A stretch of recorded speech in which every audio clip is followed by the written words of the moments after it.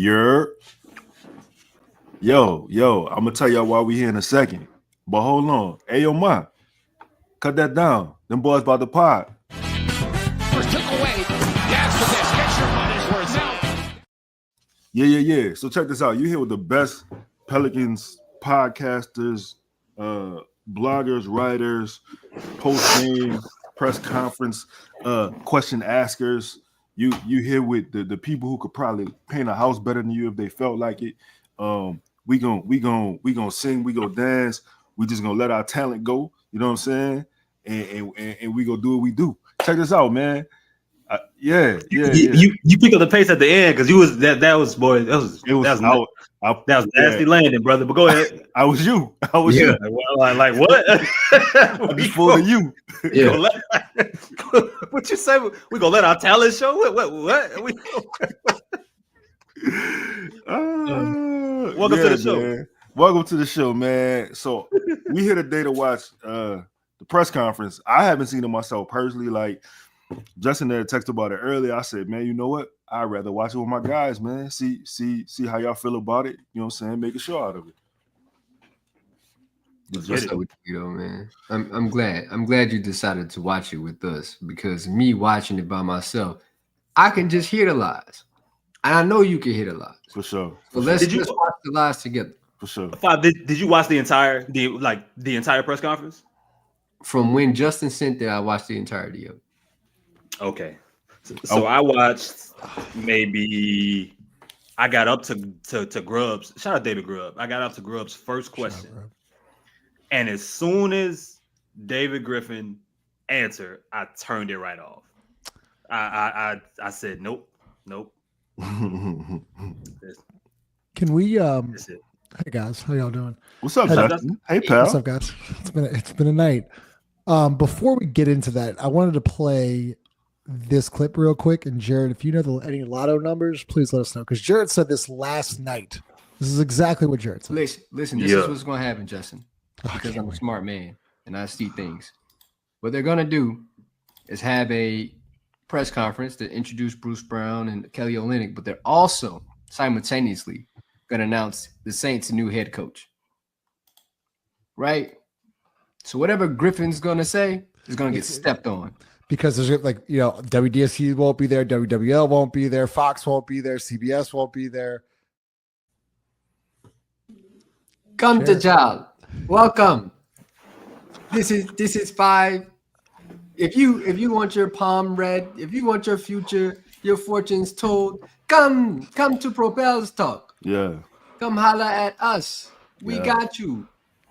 Yeah. All we need is $27.50. $27.50.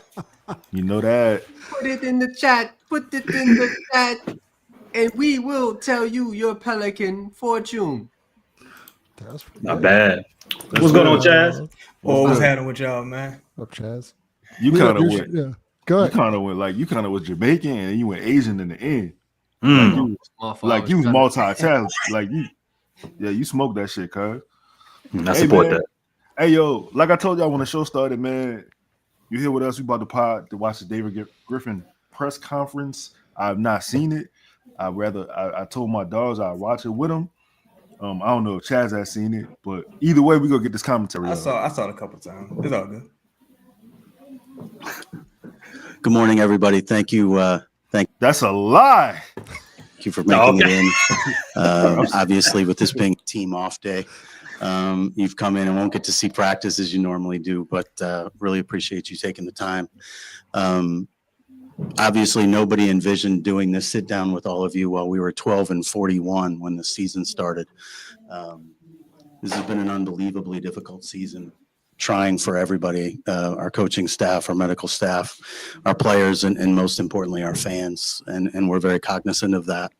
When these types of things happen, they really reveal a lot about who you are and what your team represents. And unfortunately for us, I think it's revealed we have a lot of work to do from a front office perspective, from a team building perspective. And at the same time, I think it's revealed a lot of really positive things about the strength of character of our group.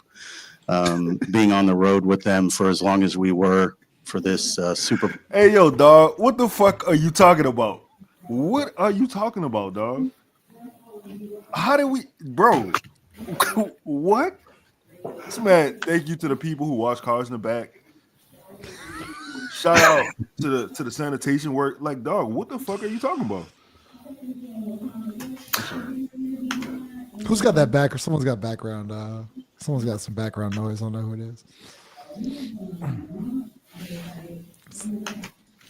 There's Trip, Chaz. which is sort of our version of the rodeo trip, I suppose. Being on the road with them for as long as we were around deadline, I really got to see them in a different way and in a more vulnerable space. And I think the thing that gives me the most hope for where we can go in the future is the character of the human beings in that locker room. Our players have withstood incredible adversity, both in terms of the injuries, but also a lot of things that people don't see, personal tragedies in their lives. And it's been almost an unimaginable cascade effect of things that have happened to us this year. And the fans really only see a very little bit of that. And at the same time, while they were dealing with all of the different Super Bowl challenges, they never let go of the rope on us. They tried to get to the building. They tried to show their support, and they've continued to do that. And it's one of the reasons that. Do you understand? Like, why do we have to try to get to a building? Like, why do we have to try to get to the Smoothie King Center? Do we not think about that? Like, the Super Bowl has been planned now for 4 years. What do you? This is the problem with the organization. Fans can't get to the stadium to watch the 12-42 pellet, whatever the fuck the record is. Like, that right there is the problem. Like, there's no plan. That's very frustrating to hear that they tried to get to the stadium. That makes no sense to me.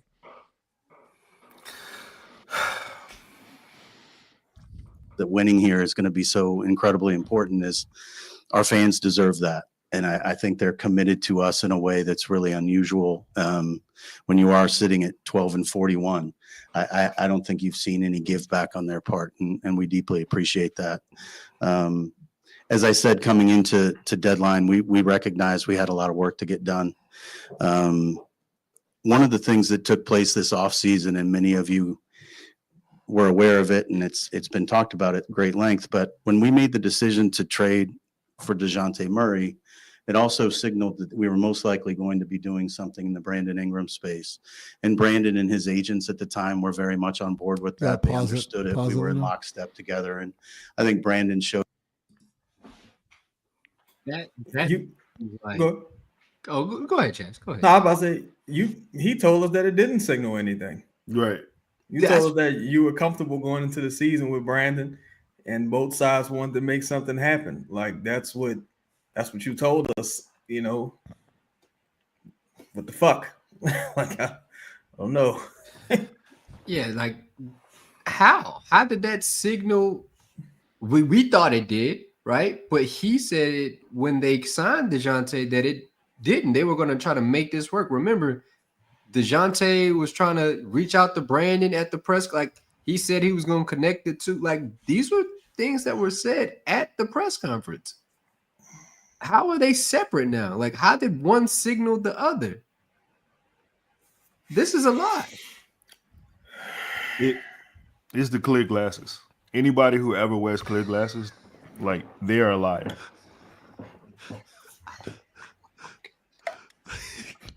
See, you got a ring on. I thought he had lost that ring when he was fisting Schmidt. But you can go ahead and play the video. incredible professionalism and character throughout this himself. We reached a point where financially we weren't going to be able to keep the group together as we were constructed, and we knew that. And things didn't come together quite as we thought they would in the offseason in terms of what those deals would have looked like. So we entered the season believing we could be really good together, and we wanted to see what that looked like. And for the one glorious practice we had at training camp with our full group together, I think everybody believed we were going to be incredibly good. And CJ McCollum was one of those people. Jared, do you remember that time, or I forget I was talking, was it Jared or Chaz? Do you remember that time when the reports were out that Brandon Ingram was lighting up practice? Yep. He was dominant. He was dominating practice. Man. Glorious practice? We're having glorious practices. One. Then he said one. One glorious practice. All right, go ahead, Lito. That's how you know though that like when they got 49 wins last year, that's how you know that shit was a championship. We celebrating one practice, dog. This motherfucker proceeded not to play in the preseason after he was dominating in practice. He had to cool off. I just want to say I think David Griffin thinks that we're blind. That's all. Hey, that battle was hard. Right? Okay. I just no, it was, but Was one of the very first people to tell me, you understand, we can be very, very good. And literally the next practice, we lost a player to injury. Stop it. First game, DeJounte. Who they? Trey with the hamstring. Trey went hamstring. Okay. Yep. Okay. Go ahead. Say breaks his hand, and it just became a cascade effect. And so now we sit here in unprecedented times in terms of the amount of player salary we've lost due to injury. And at the same time, that doesn't absolve anyone of the mistakes we've made and of the issues that we have to address moving forward. You know, we've talked as a front office quite a bit about the fact that no harm really befalls you as a franchise unless you fail to get better and fail to react to the things that lay bare all of your shortcomings. And I think you've seen all of those shortcomings, and we need to address them. First of all, pause. Oh yeah, no, that's kind of crazy. You know, my biggest issue with Griff is this: is that he never says I. Like, he's the one that people look at as the one who's making these decisions and calls. And I get it, right? You wanna portray that you guys are a group, right? You want to portray that everyone's in this together and that you're a family. But at some point, as a leader, as the only person that's up here, because if it's we, then you need to be accompanied by others. The same way that Bryson was up there next to you at Media Day, he needs to be up there with you now. Yep. Like that's one of my biggest things in regards to Griffin. And it's a red flag when we're talking about leadership. Not one time does he say, I got to do better. I've made some mistakes here. I didn't see some things come. There were some things that I should have addressed that I didn't. Some things that I failed, and I'm going to do better. It's we and they and this and that and injuries and all these large unnecessary words. It's nasty, man. Take it as disrespect. Go ahead, Lito. Systematically and improve. One thing I do want to point out, one of those shortcomings is not our medical staff. That same medical staff doing the exact same things last year had one soft tissue injury that was avoidable until the very end of the season when Zion got injured. This group works incredibly hard every day. These things that happened in most cases were completely Time out. This is year 6. So in 5 of the 6 years, you've had unbelievable injury luck. A lot of that being the player's own fault.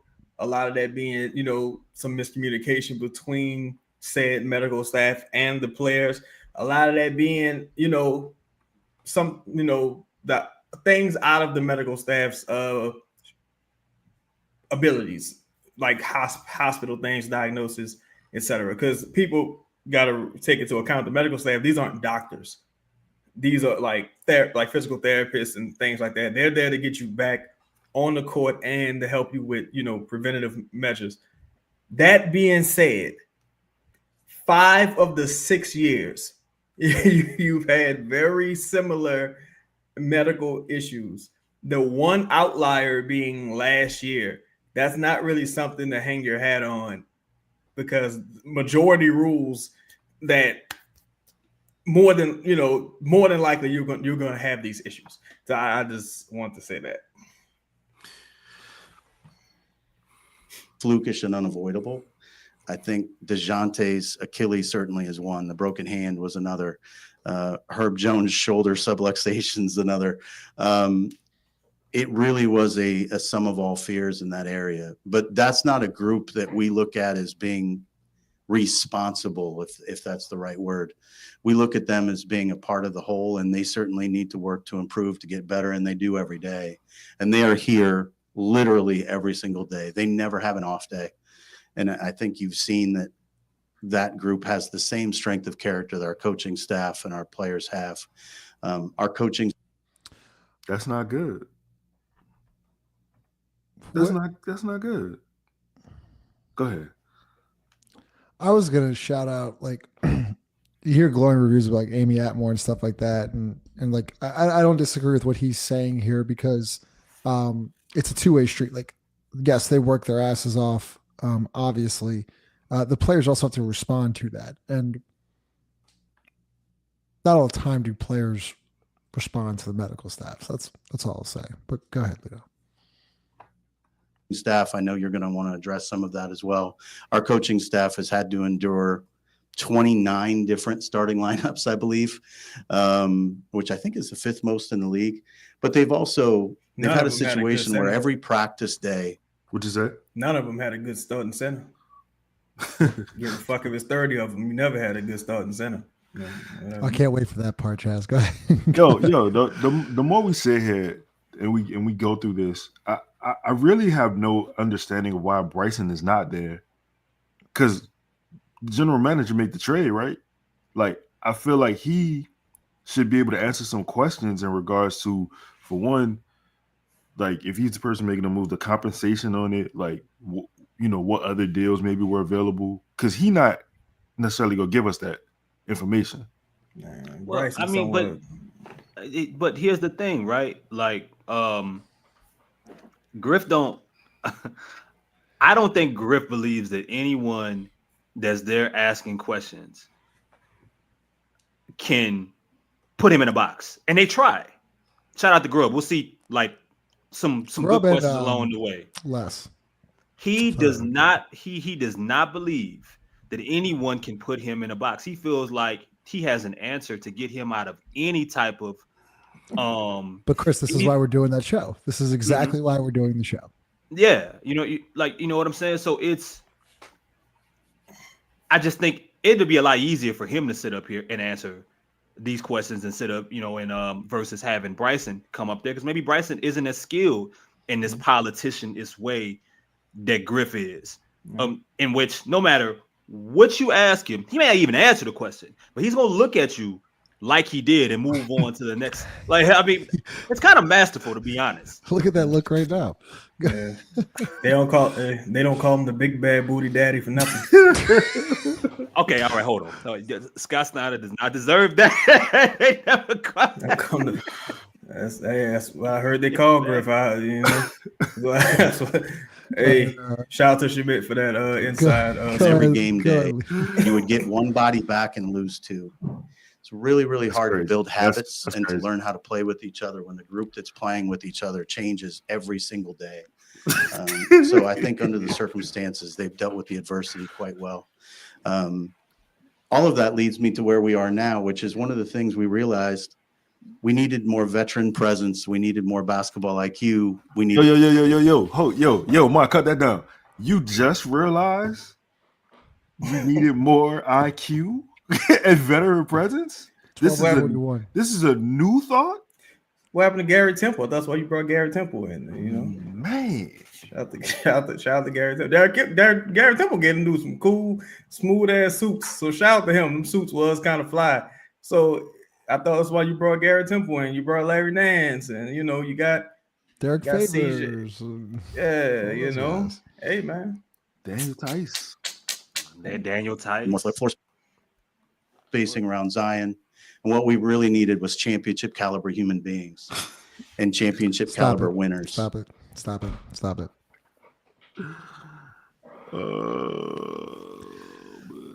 All right, play it. You know what? It gets worse. What shooting does get worse. Just play it. What shooting did they put around Zion though? Antonio Reeves. I don't like. I don't. He got me fucked up. I'm. Yeah, Matt Ryan to start the. See, that's the thing. Griff act like nobody could read but him.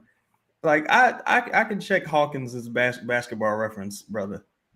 You know what I'm saying? It's you. Championship nasty, caliber human beings. That's nasty. That's wild. That's nasty. God, we're playing basketball. And in Bruce Brown, we get a true champion. We get somebody who's been a critical part of being a glue guy on a championship team.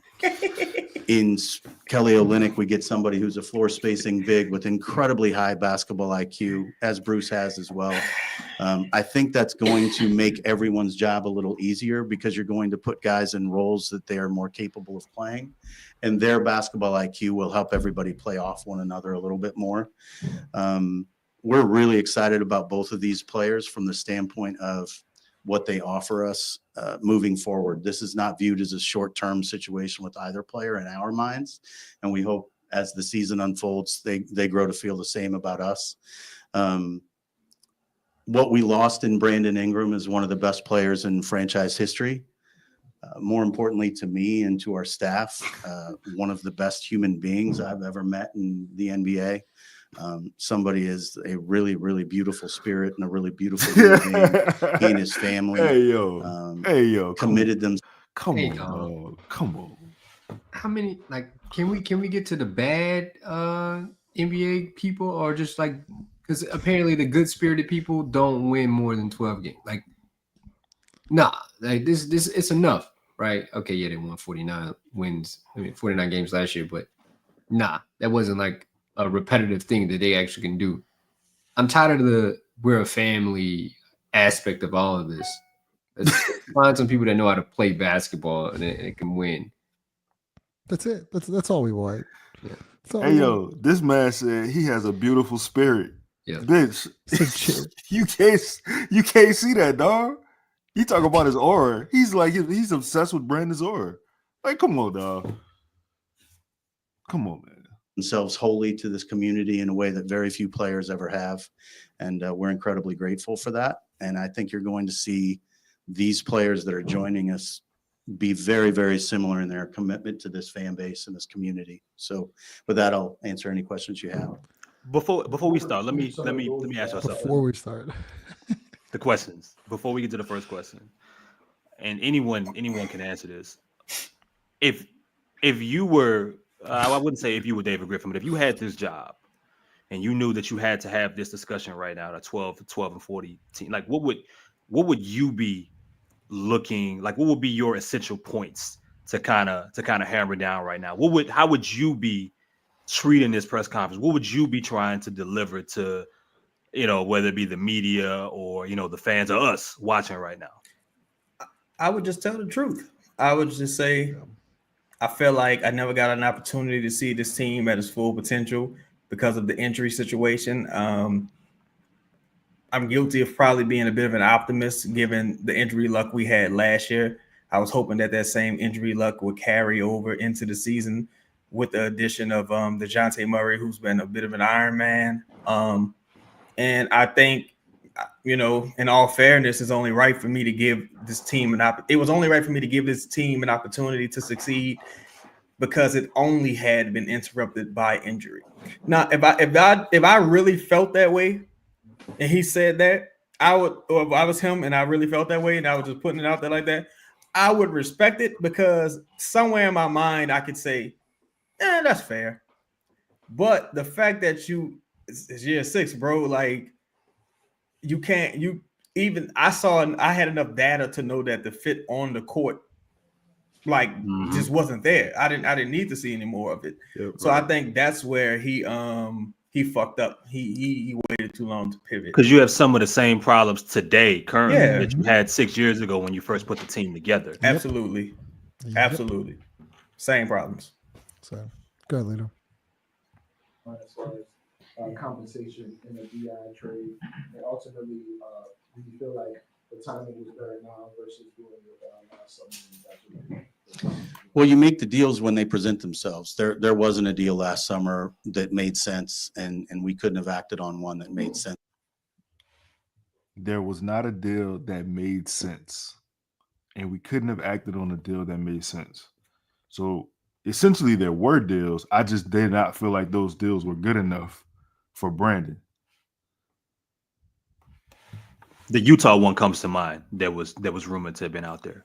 I wish I haven't seen it, and I hope he does. But like, that's why I hope somebody asks him just speculative trade, like what was involved. You know, it's the thing that really fucked my mind up when I first heard that. Was like, he was talking about, if I'm not mistaken, he was talking about last off season. He wasn't even talking about this past off season, because that's how I interpreted the question. Because of course they were trying to trade Brandon this off season. The deals probably didn't change that much, but last off season is when like the quote unquote sexy trades were there. Like you could, get a lottery pick of things of that nature.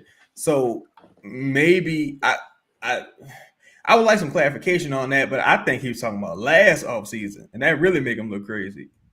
Yeah, no, so not the Yeah, I don't think he was talking about this past. I don't think Will was asking him about this past offseason. I think he was asking him about last offseason, because that's selling or trading Brandon rather at his peak versus this offseason. They tried, nobody wanted the motherfucker. Utah was there, and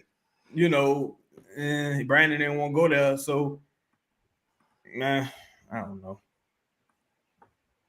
At that time, I think where we ended up was we wanted to address our front court. Obviously, being in a situation where we're struggling to rebound at the level we are, you couldn't move a wing without getting a big.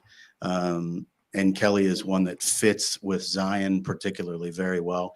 Again, the basketball IQ piece was really important. We wanted to address basketball IQ. We wanted to address locker room champion. When does he rebound? Kelly Olynyk, 43 years old. He like a career 6 rebound guy. Like what are we doing? Yeah.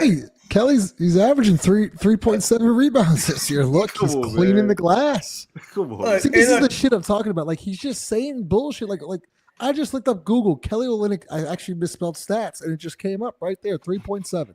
He doesn't rebound at a high clip. What's his career rebounding average? His career? Been in the years. Let me ask you this. Over under 4.5. What do y'all think? I'm gonna take the under. I'm gonna take the under. Yeah. I'm gonna take the under.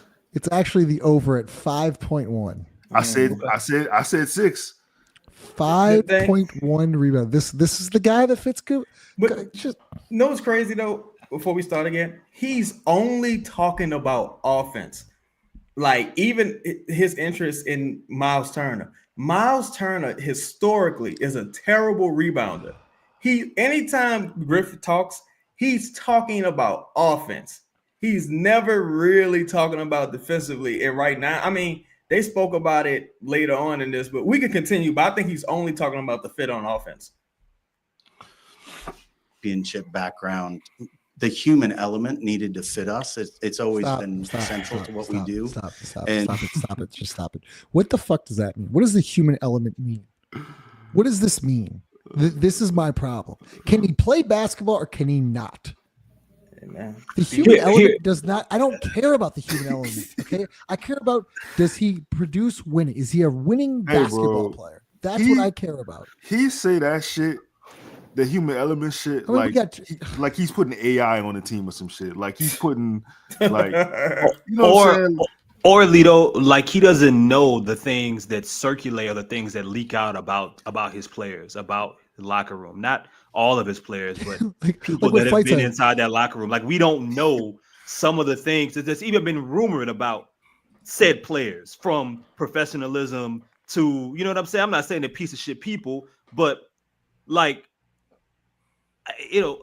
what's a good? You're right. It's back to you, Justin. What's a good? Is he like Floyd said? Like, is he a good uncle? Like, maybe he's a good dad. Like, what is this? Like, he gives back to the community. Like, what does he do? What's the human element here? And why do I give a fuck? And we're talking about basketball here. Like, once again, do what you want to do in your personal life. I don't really care. Are you a good basketball player? That's all I care about. That's all we should be talking about. But, go ahead. He says it. I think that's why the Toronto opportunity stood out like it did. At the same time, we're a team that I think it's safe to say that the biggest names in the league aren't saying, "Oh, that's where I'm going." That's where I want to play. You've seen an unbelievable trade deadline this year, just a flurry of activity of everybody wanting to land in a certain spot. And this is the only team I'll play for, and all of those types of things. That's not how we've been built, and it's not how we're going to be built. We're going to be a team that's built around it's different here, and you need to want to be part of what we do here. Paul, and I think Bryce. See, this is the thing. This is the thing. You literally just traded someone with that same mentality. You literally just traded someone who only wanted to go to certain places. You literally just had that human being on your roster with this beautiful spirit you're attracted to.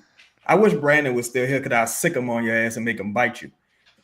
But like it just, I don't understand this. Like what the fuck are you talking about, man?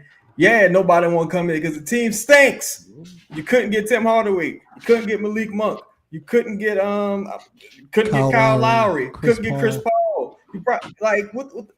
It's probably you. It probably has quite a bit to do with you.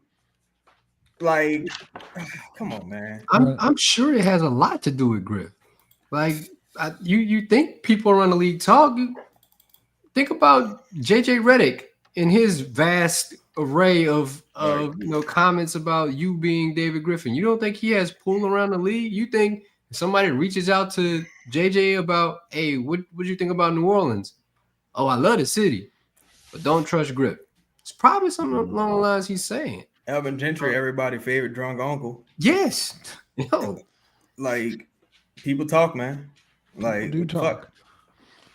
And that's what JJ told me and Justin in Vegas. He was like, man, you know, I love New Orleans. It's just Griff. Man, Yep. Somebody put up. I think Cole saying that you couldn't get Tim Hardaway Jr. Not only that, you couldn't overpay to get Tim Hardaway Jr. Like, I forget what team he ended up going for, but the Pelicans offered him Dallas. more money, and he said no. Malik Monk took a prove-it deal. I think 1 year, $6 million, whatever. The Pelicans offered him more years and more money. He said no. You know, says a lot. I mean, I understand markets, totally make a difference, but when it keeps happening to where you can't in this world with some of these players, Tim Hardaway at the end, I think at the time 33 years old, a specialist, you can't pay him ridiculous money to come and be a part of your program. And he said, you know what, I'm gonna take less and go a lot less and go back. Yeah. Oh, to bring up Cole's point, dog, the dude loves New Orleans. Like, JJ loves New Orleans. Like, he brings his kids, like, something about a story about his kids during Mardi Gras was like the best time they ever had. Nah, dude still got people here and all kind of shit. It's not New Orleans. It's fucking Griff. He even told Lito and I, like, he actually like loves the fan base. I know he said like the whole 12 fans and everything. He actually loved like his time here in the fan base. Like, but that's a story for another day. Yeah. And Graham and his team have done such a remarkable job in a drafting situation from a draft standpoint that we're now in a situation where maybe the pick is very good. And that's something we can lean on. Stop it. This, see. Get it together, Chaz. All right, look. What you just said was totally asinine. You said that the fact that Bryson Graham has drafted so well, him and his team, you're looking at a situation to where the pick might be good. The pick might be good because you drafted fucking poorly and your players suck. That's why the pick gonna be good. If you drafted well, maybe you would have Hunter or Garland instead of Jackson Hayes. Maybe you got Tyrese Maxey or one of those other guys instead of Kyra Lewis, who isn't in the league anymore. Maybe you have a Jalen Williams instead of a Dyson Daniels. The fact that you keep missing on these picks, that's why you're in the position that you're in. Because you don't like Hawkins, he's been terrible, right? So even now, you got Trey Murphy, that's a win. He's been solid to good. But you don't even have a bunch of you don't have any young prospects, especially not in the backcourt that I'm looking forward to seeing the rest of this season. You fucked up. And whoever was making those draft calls have fucked up as well. So come on, man. EJ Liddell hasn't even fucking played. I don't think EJ Liddell's logged an NBA minute. Like, come on, man. Go ahead. Trade deadline perspective, adding high variance picks was critical for us because Bryson and his team have proven themselves to be so good at using them. So that was a big part of it as well. Excuse me? So one drop. Used maybe address this line of thinking that's out there. And I don't know if it's prevailing, but it's definitely out there. 6 years after Zion was supposed to be a transformational pick, are there diminishing returns to continuing down the path of having him as a centerpiece? Anybody know who asked that question? I forget his name. Didn't he work for like the AP or something like that? Yeah, I forget. Yeah. I don't know his name. I never knew. Yeah, I don't know. Go ahead, Lito. That was a good I think question. there were certainly diminishing returns to having two best players make the amount of money they do when they only play 34% of their games together. I wanted to say this, but I don't want to stop Griff wisdom. But if you notice, this is one of two times, but he does this twice. He throws Brandon under the bus twice in this. Every time they ask, like, so what's up with Zion? He'll say, yeah, well, really, both of them was like, he does this twice. And this is the first time. But go ahead. I was trying to. I think that was challenging, and that wasn't all on Zion. I think Zion has dealt with a great number of challenges, some of which were his own and sort of his own doing, quite frankly, and he would tell you that. And some of those were totally outside of him. And I think as it pertains to diminishing returns, I think if you take just his body of work this year, what he's done for us when he's been healthy, he's taking steps every day, and he's grown by leaps and bounds, both on the court and off. I think the player he is now talking about a little ass boy. He played 13 games. something like that, right? He's played 17 games. He's averaging 24 points per game. He's shooting 18% from deep with 7.5 rebounds and 5 assists on a 12-41 team. What? It's better like than he's ever been. He's playing at a historic level in terms of efficiency per minute. Most importantly, what you're seeing is he's playing defense at a level that he never has before. And one of the reasons he's on the minutes restrictions that he's been on is that Daniel Bove, our director of sports science and really the head of that performance team, he sits there courtside with an iPad loaded to Zion's load management, literally every minute that Zion's on the floor. And he can tell when Zion's load is spiking. He can tell when he needs to be shut down. And we've got the ability to really monitor his progress. And he's showing incredible progress daily in terms of how high his floor is rising.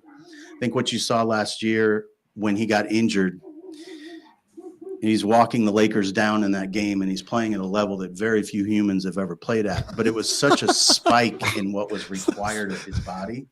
Wait, he had a 40-point game in a playing game. Okay, like why was that more than what was required from his body? Why was that the lever? It's something I thought about. Zion just might have a body of a player who's going to have a shorter career. Like he just might physically just not probably just not meant to play basketball. Probably meant to play football or some shit like that. Have a nice quality 10-year career, play about 12 games a season. He's probably just physically not meant to play basketball. Because when he said that, I thought about that. I'm like, he spoke about how he's amatrically built. He spoke about like his human build. And I was like, that's an interesting way to put it. And I do remember them trying to like reteach him how to walk and shit like that. And I'm like, maybe he does not meant to play no fucking basketball. I don't know.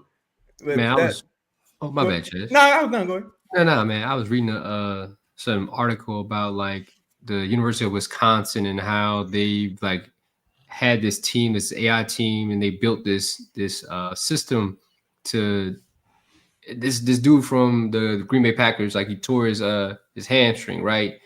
They were doing research on him, so they put up these. They got a bunch of athletes from University of Washington and some other like NBA team and professional teams. They didn't list the NBA teams though, and they broke down. Okay, this is why you're having hamstring injuries because one hamstring is stronger than the other, and then that causes the other hamstring to be weaker. I truly wonder if the Pelicans are in on that. I truly wonder because that would be truly a good thing to find out why Zion continues to have lower extremity injuries, not just because he's out of shape, because I think that's just a lazy argument to tell, but truly maybe he's just not built correctly. So Nelson would probably be good to answer because he was a part of that group. Him up to teach him how to walk. My bad. No, I'm good. I'm done. injury. And I think where Zion has really committed to this is his chronic workload is radically higher than it's ever been. And that's enabling us to get more from him on both sides of the ball. He's also from a leadership perspective. So if it's radically higher, then why is he on a minutes restriction? Should that mean that if he's I think he's saying he like actually quote unquote trying on defense. Maybe that's what he's trying to say. What? I don't know. None of this makes sense to me. What? Because he's trying on. Is he playing part of the game? He's trying to play part of the game because defense is half the battle here. So he's trying. You're telling me in year 6 he's trying to play defense? We're watching a guy up there that doesn't feel any pressure. Has nothing's on the line. Like he's just up there because he knows his job is safe.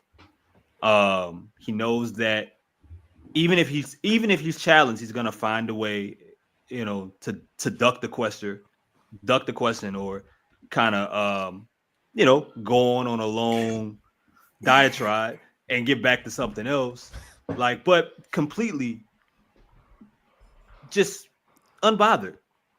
Doesn't have a fear in the world. Doesn't seem to really mimic I don't want to call it, the panic. I don't think the fans have a panic, but at this point you have to see that there are people that don't believe in the direction of this franchise going forward. They don't believe in what you're saying. They don't believe that you genuinely know what you're doing and have a chance of building a winning program. And I would think that would bring a little bit more urgency. I would think that would bring a little bit more passion. I would think that would bring a little bit more of genuine responses from someone in that position, because you're talking to people that are tired and realize that it's year 6. Griffin's talking like this is year 3, like this is year 2, like it just started. Like guys, we'll figure it out. And when he hasn't figured it out, or when it's not figured out, there's an excuse for it versus I fucked that up. I messed up there. I misevaluated that. We got the data that we needed. We have a new way that we're going to approach going forward, man. And I think that's the thing is being someone who wants to see this team do well, that wants to see a New Orleans basketball product thrive and have any level of consistency. It's hard for me to buy this because I talk to people like this quite often. Griff is talking like a politician. This reminds me of someone that's, a part of a primary, and it's clear that he's not getting any pressure from anyone above him to make any radical moves or changes because his job is safe. And to Chris's point, that's why I think he doesn't allow Bryson to speak, because he doesn't believe that he'll be able to answer questions in a way that's like indicative of kind of how he wants to operate. And even look at the questions that Willie Green answers, right? Like he won't even answer questions fully, right? It's always the same repetitive thing. It's almost like he's been taught, hey, just say this. If they ask you this question, just say this. Continue to say this, and time and time. That's why Willie Green never deviates or gets, like he doesn't talk more about the game of basketball, because I believe he's been, been given the answers to the test. Perspective, doing things he's never done before, and he's much more vocal than he's ever been, and he's embracing the opportunity he has to seize this team, and I think you're going to see that. So no, I don't think we're getting diminishing returns. I think it's quite the opposite. I think we're seeing the best of him right now, and there's more to come in that way. Sorry. With BI going and DeJounte hurt, what's your feeling as far as just the responsibility on Zion's shoulders now, and how much he has to face without those guys? Well, to some degree, this is be careful what you wish for. He loves Point Zion. Well, we're going to need a whole lot of that right now. I think you saw last night our lack of play creation was very difficult from a offensive generation standpoint, and we were playing exactly the wrong team to do that against. But I think it's going to be a challenge for our coaching staff to piece together what that looks like. And I do think it puts a big burden on Z. At the same time, Bruce is somebody who's shown the ability to play 1 through 5 on both sides of the ball. I think you'll see him get to operate a little bit. Wait, I'm sorry. 1 through what? Say 1 through 5. Did he say 1 through 5? What Bruce Brown he talking about? But he said Bruce Brown can play 1 through 5 on both sides. What? On both sides. He is. Hold up. He don't respect nobody. He don't respect Bruce nobody Brown that's is sitting down, 6'4". bro. Bruce Brown is 6'4". Call him He can utility play 1 man. through 5. Justin, I've seen him play small ball power forward. I've seen him start games with small ball power forward. That's a center. stretch. 1 through 5 is crazy. On both It's sides even of the floor. say. Chris, he said both sides of the floor. The craziest part to me is, firstly, you just said Jose ain't shit. That's what you just said, because Jose was your starting point guard. And That's a really good point right there. I forgot. That's what you just said. And on top of that, Bruce Brown's a pending free agent.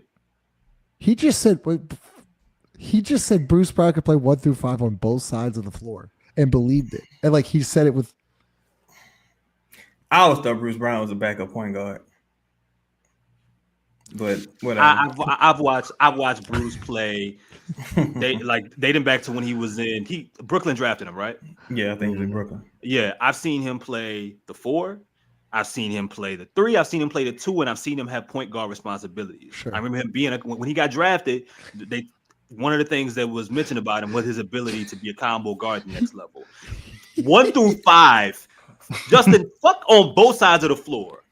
1 through 5 on any side of the floor is insane. And it's disrespectful to everybody that sat down and took time out of their day to come up there and ask questions. He's supposed to walk out right then and there. This dude don't know what the fuck he's talking about. Just said what the Did you, Hey. Son. So I'm telling you, he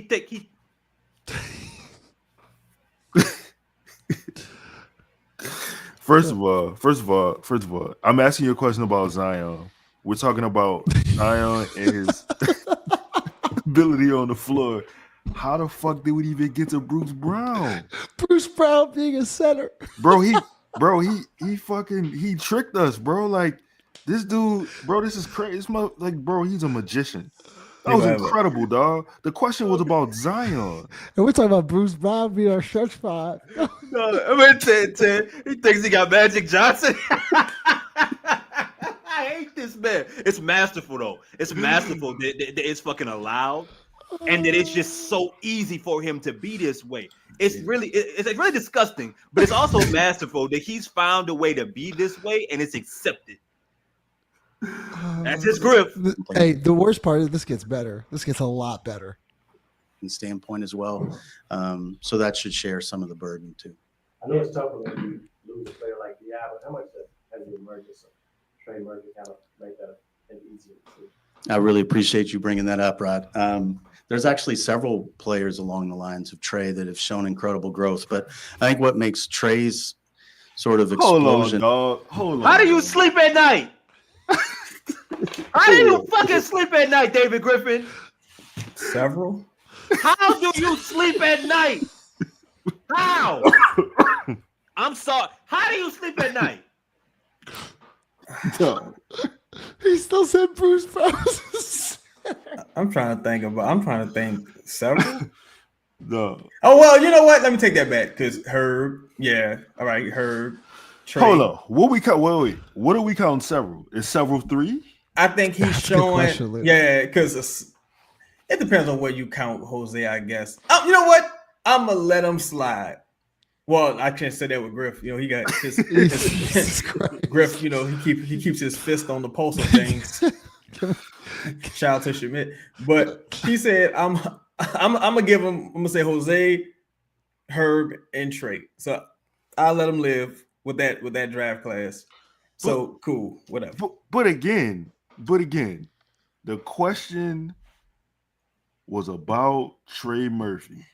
How do we get over here when we're clearly over here? I asked a specific question about a specific person, and not only do you not answer the question about that person, you thanked me for asking the question and went on to several different players.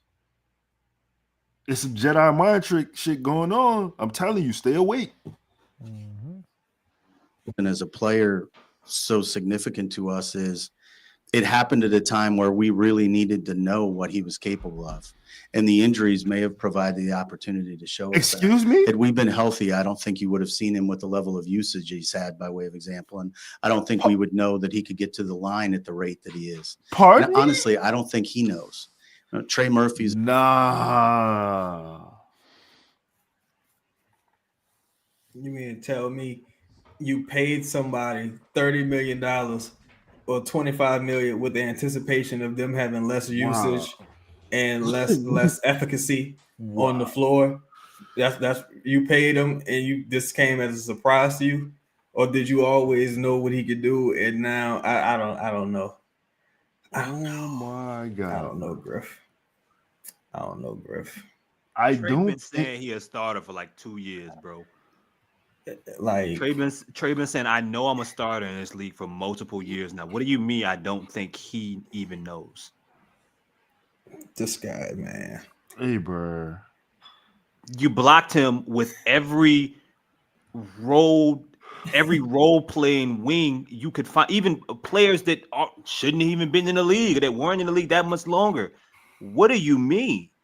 Well, I don't know. I think Brandon should stay in the league, but no, I'm playing.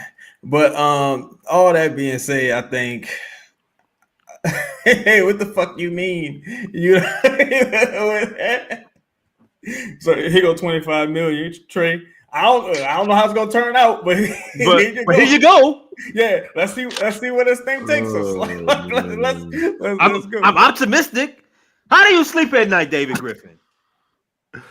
That man said you wouldn't see so much usage if there weren't injuries. If there weren't so many injuries, you have no plan for Trey. Isn't that right? Isn't that a problem? You have no plan, bro.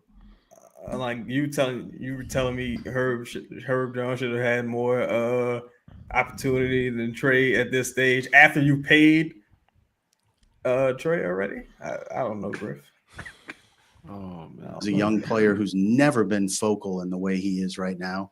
I don't think I've ever been with a young player who works harder on his own outside of the gym, outside of our team setting than he does. There you go. And he's getting to reap a lot of the benefits of that. There you go. This offseason, he spent a great deal of time working on the things you're seeing him do. And at the same time, had we been healthy, he might not have gotten the opportunity to do it. Okay, goddamn it. Okay, stop. That's the second time you said that shit. You really fucking pissing me off right now. You really fucking ruining my day. Listen, what do you mean? You paid this motherfucker you paid this man $100 million, and you, bro, that don't sound, am I tripping? Like this don't sound crazy?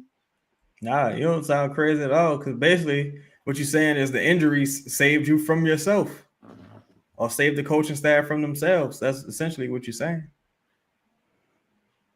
Because you never see this player. So you're really going into next season with the same questions that you had before. Like, can Trey take the next step? Can Trey do this? And this guy, man. You know, right. Oh, my bad. No, please go. What I was going to say is I used to think that Griff was advocating for Trey. Like, part of me thought like maybe Griff wanted Trey to succeed even when like Willie just didn't want to play him. This just lets me know I was wrong. Like, no. You didn't want Trey to succeed. You didn't believe like he would have this type of impact before. You didn't see this happening. Like you didn't predict this. Like that's the real problem in all of this. Griff's inability to predict anything correctly. He's wrong all the time. He has no sense of hey, direction, like, okay, this is the person we need to go with. It's all about, he's all reactionary. Everything's reactionary. So Can someone answer this? His job to put talent on the team. Yeah, you ain't been paying attention to Griffin, dog. You ain't been paying attention to Griff. He's got King Sam the First. He has control over everything. There is a reason why he didn't take general manager and took executive VP of basketball ops or president of basketball operations or whatever fucking Michael Scott Dunder Mifflin title he wants Justin. to bring. What? I was just dog. He is Michael Scott. No, he not. No, he not. You know who he is? The assistant to the regional manager. Justin. He is Robert California. That's who he is. That is the motherfucker you interview for a manager position. He comes to work one day. He visits the CEO, and next thing you know, he is running the company. That's who he is. He's Robert. No, he's definitely not Andy Bernard, but he's definitely Robert. And look, it's not. No, maybe it's not his job to decide who starts in rotational minutes. However, it's his job to provide a pathway for some of his best and upcoming talent. It's his job to unclog certain positions on the team to where this person has a clear pathway to playing as many minutes as possible. So developing is easy or easier. It's hit like, I don't, it's his job not to have a log jam at the wing position and have all these different guys, Najee Marshall, Dyson Daniels, Josh Richardson, Tony Snell, so on and so forth, when you can clearly see that this guy has something, he needs to be out there as many minutes as possible on the floor. And look, it's your job to get into a fist fight with whoever decision it was to start Josh Richardson over Trey Murphy. Yep. Griff loves a good fist fight. I walked into that one. Yeah, no, because when Five said that about who they played in front of Trey, I was thinking that at that moment, like, Griff really had you would think that you draft a promising a lottery pick and one would assume you'd be upset if you brought a veteran journeyman in who you literally have no plan of extending his career with your team. After this kid is coming off an all-star break the slam dunk contest. Mm-hmm. Mm-hmm. If there's a silver lining to a season like this, it's that players like Trey, players like Yves Missy are getting to show what they're capable of. I'm really excited, our whole staff is, about what Yves can do when he shows the level of aggression. Questions about Trey. We want to see more of that moving forward. As Hawk continues to get healthier and stronger, we're excited about what Hawk is going to be able to do. Questions I about think Trey. you've seen BJ Boston get an opportunity to prove he's clearly an NBA rotational player. And one of the things with Brandon Boston, when we brought him in. Questions about Trey. Oh. We claimed him and really intended him to be sort of the focal point offensive player on the G League team to a huge degree and thought he would be with us periodically. What he's shown is he might be the best on-ball defender on our team. That's remarkable to get. I wanted to say this. So basically what you just said is Herb and shit. That's what you just said. Yeah. That's what you just said. Because, and if that's the case, Griff, Griff keeps bragging about these fucking happy accidents. Like he wasn't even supposed to play this year. He wasn't even going to be with the team. It's like, bro, that means you're not doing this on purpose, which means you're not showing you have a skill. Like you're not showing you're good at this. These things are just happening by happenstance. So he's just like. He just said our two-way guys are best on-ball defender. That's what he just said. Like literally, it's what he just. They want to break that down for people to understand. So let's talk about that, right? Shout out Brandon Boston. I am a fan of Brandon Boston. Absolutely. Just please never call that man BJ Boston. That was crazy. Yeah, that was weird. Like BJ Boston that's then you called him Brandon Boston in the next sentence. Like what the fuck? Like come on, man. Hey, bro. But I don't know what we was talking about. Don't worry about it. Yeah. You know. I just thought about Get the opportunity. He had to beg. They had to beg Daniel Tice to stay in America. Yeah. They had to beg him to stay in America. They traded him, and the first chance he got the fuck out of America. Yep. And this was just starting center. Yes, it was. I wish they looked into Eves Missy. Opportunity to do that. So all these injuries have created a lot of positives for us in terms of what we've learned and what we're going to be able to do building upon our roster. None more so than Trey. And this is a special player whose ceiling is almost boundless at this point. You talked about the injuries, obviously, and it sounds like you have a glass half full approach with it, but I believe it's like 196 games missed by 8 of the top 9 scorers. As an executive, how does that Stop it there? impact your? That's Chaz. What's so funny? Yeah, what's so fucking funny right now? It's 12-41. This guy's telling you that you've like 198 games missed. We're laughing.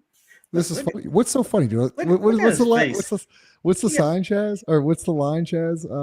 Do I amuse you? He got like this real like 80s serial killer look on his face. Like he puts the lotion on his skin. Like he got a real this creepy. I never even seen Griff look like this.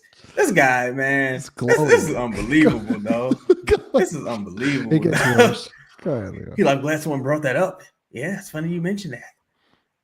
Evaluation and how much more difficult does it make you kind of evaluate how things are and how guys mess with each other?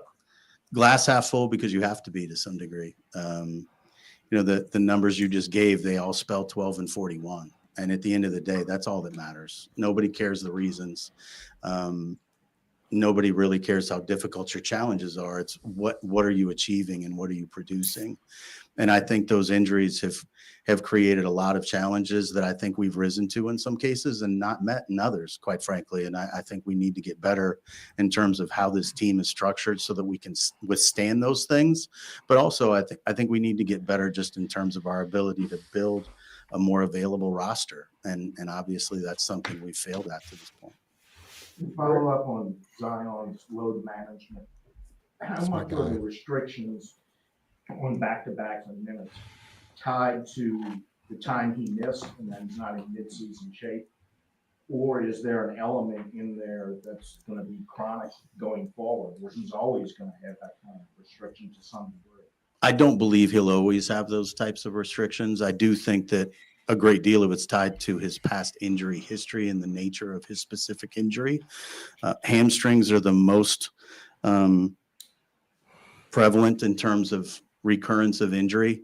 It's one of the most dangerous injuries to have, particularly when you're anatomically built the way Z is. He's predisposed to that anyway. So I think what we've done is spent a great deal of time working to raise that chronic level to make him more capable of withstanding more. And I think as he continues to grow and evolve this season, you'll see those things change a little bit. I don't think it's a fixed number necessarily as much as a fixed level that he needs to be able to produce to, and that his fatigue can't spike in the way that it has in the past. And I think he's growing. You know what? I'm gonna give Griff a little bit of bail here, and I'm gonna say, when you make these decisions, you do it with the best intention, right? You do it because you presume, look, Zion, one of his legs is longer than the other legs while he walks like a penguin, but he's going to do enough off the court. He's going to be professional enough. He's going to do his treatments. He's going to take himself serious as a professional to where he can mitigate some of the risk, right? Same thing with Brandon. Brandon's he's going to play through injury or play through what he perceives to be an injury, and he's going to do the right thing. He's going to put the pipe down, pause. So all that being said, it's impossible to predict shit gonna go the way it go. The first 3 or 4 seasons, it would have been impossible. But once you get into the 5th season, now you're in the 6th season, you should have learned something from then on. Because I don't think any of us is arguing like, you should have traded Brandon or Zion the year Willie Green was hired. None of us are arguing that. We're saying you had enough data at least 2 seasons ago to make a serious shift, and you still refuse to do it.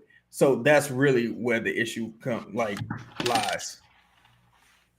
Yeah, it's the doubling down upon the ideal, the decision to, not trade Brandon or Zion and move forward. Like, okay, cool. You couldn't predict that one of them were going to be like, some people thought like Brandon and Zion can play from the jump, right? Mm. Like, nah, that's not going to work. Okay, cool. You decided, let's put them together. It can work. And then it didn't. And then it didn't. Okay, then it didn't play enough. Okay, cool. You wanted to give them a chance. You can't give people, 6 years of a chance. Like that wasn't going to work.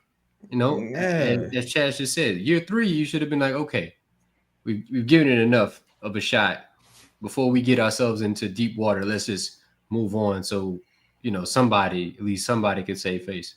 Right. Every day and his ability to play through those spikes. So we're excited about where he's heading. And again, this is the best defensive version of Zion we've ever gotten. So while he's playing fewer minutes, he's producing far more in totality on both sides of the ball. And that's exciting for us. Yeah, with the team being 12-41, naturally there's going to be lots of scrutiny. I don't agree. I was trying to think if I agree. I don't know. I think last season, the end of last season, last regular season before Brandon came back was the best Zion had played defensively, and the best he had probably played, period, as a basketball player was when before he got the first injury. I don't know. That's 23. The first hamstring injury. Oh yeah.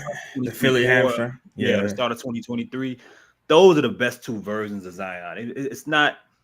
Again, bro, it's just like he ain't got respect for nobody that's sitting down there, bro. Like I think his on ball defense has been really, really solid to good, but he putting some extras on the best. The end of last season, we watched multiple games, 2 steals, three blocks, 2 steals, 3 blocks, 5 steals in the Golden State game, and he was playing 40-minute games at that period of time. So he was exerting his physical energy even to a higher level and still producing like that. Like, and I think he's averaging 1 steal right now, a little over 1 steal. Like this, Griff, I can see, bro. Yeah, this is why I don't believe nothing he's saying, because I think that what they're trying to do, right, is raise his baseline level of exertion. Pause. Like, oh yeah, if Zion it plays like this for a sustainable period, this is his baseline. So when next year he plays, he can always rely on this. I get it from a standpoint because I've been running. I kind of understand. Hey, you needed some sort of a baseline. So when you do try to perform at a super high rate, this level will keep you and sustain you. But he's not explaining it like that. It's like he's already surpassed the 30 plus minute mark. And you're just saying, okay, for the rest of the season, he's not going to play more than 30 minutes. Why? Can you explain why? And we're not really getting an answer about that. Some of it might have to do with not wanting to come out and say well, we're in a development year. He alludes to it, as he uses the term gap year or gap season, but maybe some of it has to do with that versus with the risk reward. But I don't know. I might be wrong. I'm looking at the numbers. The numbers would support what David Griffin is saying, but it's still only been 17 games. He has a career high in steals and career high in blocks and career high in total rebounds, but it's not a career high in defensive rebounds. So the numbers but it's such a small sample size. Yep, exactly. My issue is how you gonna decide what I seen is the best version of Zion? He say this is the best that we've seen. You can't speak for me. You that's not you. Griff the dude that go tell you drunk. How you gonna tell me I'm drunk? What are you talking about, bro? This is crazy. Crosshairs a lot this season. Yeah, I think when you're 12-41, everyone deserves scrutiny to some degree. We're all failing to achieve what we wanted to do. I ain't kick him out, but again, there's reasons, and what you got? No, go ahead. can have Well- thoughts around sorry, what that Jared, is. you And want it? gosh, if we weren't injured, we'd We be are- 41 and we all 12. feel But that's also disingenuous. Say again. No, finally, he says we are all failing. Okay, and that's the David Grubb question, people. David Grubb got the truth out, dude. What was the question? I'm sorry. He asked him, it being year 6, how can you I believe he asked about the fan base in year 6, how can you kind of reassure them, or your just the perspective on people viewing this as a failure because you're going into year 6. He kind of framed it in that way. There are a lot of things we could do better. I think Willie would tell you there's things they could grow in and do better. And I think they're addressing a lot of those things. But I also think they've done a remarkable job of keeping the spirit around our team where it is. I think the most overword used in sports is culture. I don't think it's about that. I think it's about our ability to overcome adversity and to believe in one another. And I think Willie and his staff have done a really good job of This getting the motherfucker's players to crazy. continue to do that. Do you know culture is defined as people who share a similar belief system? Well, it's one of the descriptions of culture is people who share a similar belief system. You just said culture, not the word, and then literally use a fucking synonym. Like, what are you talking about? This guy's insane, man. He had to be on the Spirit Squad. And I don't see any reason that'll change. Big picture wise, 6 years, 2 winning seasons, 2 playoff appearances. From where you were in 2019 when you drafted Zion to where you are now. If I'm a fan looking at it from the outside, I say, where have we got? How do you address those fans who are disappointed, who are angered in some ways about the progress of the franchise? We've seen other teams in the West get to the top. Where would you say the state of the franchise is today, and what's the plan now? I think everyone who ends up in our position wants to leave it better than they found it. I'm very confident that we're building towards something very powerful and very special here. There are a lot of narratives around this franchise that have completely changed. Mrs. Benson, when she hired us, gave us the bandwidth to do that. What changed? Can't be. This man crazy. I have no idea what changed. What did they get? They were missing like a what was it? The practice facility? It was something that they got on that end. The training facility inside the practice facility when Aaron Nelson They separated. They separated the medical staff. They separated the building. What does that have to do with what the outside, the rest of the league sees? Right. What does that have to do with the element of playing basketball or putting together a basketball product? Because that's bigger than like what. Yeah, go if I. No, I was going to ask you. Remember when this dude said that like 90% of the league wanted to switch places with the Pelicans? Yep. Yeah. My God. But there's no way. I don't know, man. I just like he acts as if, or he talks as if no one recollects anything else he said in the past. I mean, what else? 5 has changed other than like we're talking business and organizational things that needed to happen no matter who was going to have David Griffin's job, whether it was Danny Ferry or anyone else, and just separating the Pelicans and the Saints as 2 different organizations and businesses. Like what outside of that, I mean, is he talking about playing success? What's changed? I would imagine, if anything, the optics are worse. Yeah, people still believe that the Pelicans or the Saints are still one and the same. There's no separation of church and state with the outer world. They still believe, they still believe that these are all connected. And they still are. This at the right level in terms of the people we've brought in. CJ McCollum being the president of the Players Association and wanting to stay here and being committed to the franchise is certainly something that's been positive for us. But I think the narratives around this team are all different nationally and league-wide. I think the view of this franchise is different than it was when we got here. At the same time, we're not viewed as a perennial winner, and that's what we want to be viewed as. So through that lens, we failed miserably, and that's not something that I take lightly. we're judging ourselves on wins and losses at the end of the day, and we're judging ourselves on winning meaningful games. I won a championship in Cleveland, a market that hadn't won one in 52 years. Okay. That's a powerful thing to deliver to the community. First time he says I. What did he say, 5? Exactly. The first fucking time he says I, he said, I won a championship in Cleveland. You see, we go out of the it's no longer we now. When we talking about the successes, now it's I. Can't fool me, dog. How do you sleep at night, dog? That boy, something. That boy, Nasty. fool, man. That is nasty, dog. Yo, he's really Robert California. Y'all tell me if I'm wrong. Is that not the first time he said I in this entire press That's conference? impressive. First time. Oh man. Wow. Oh, that's And nasty. that's what we're doing here. And Mrs. Benson gave us the opportunity to do this at a level that matters. And so if we deliver on that, we will have succeeded. And if we don't, we will fail. So I don't know how to be more open than that. Hey yo.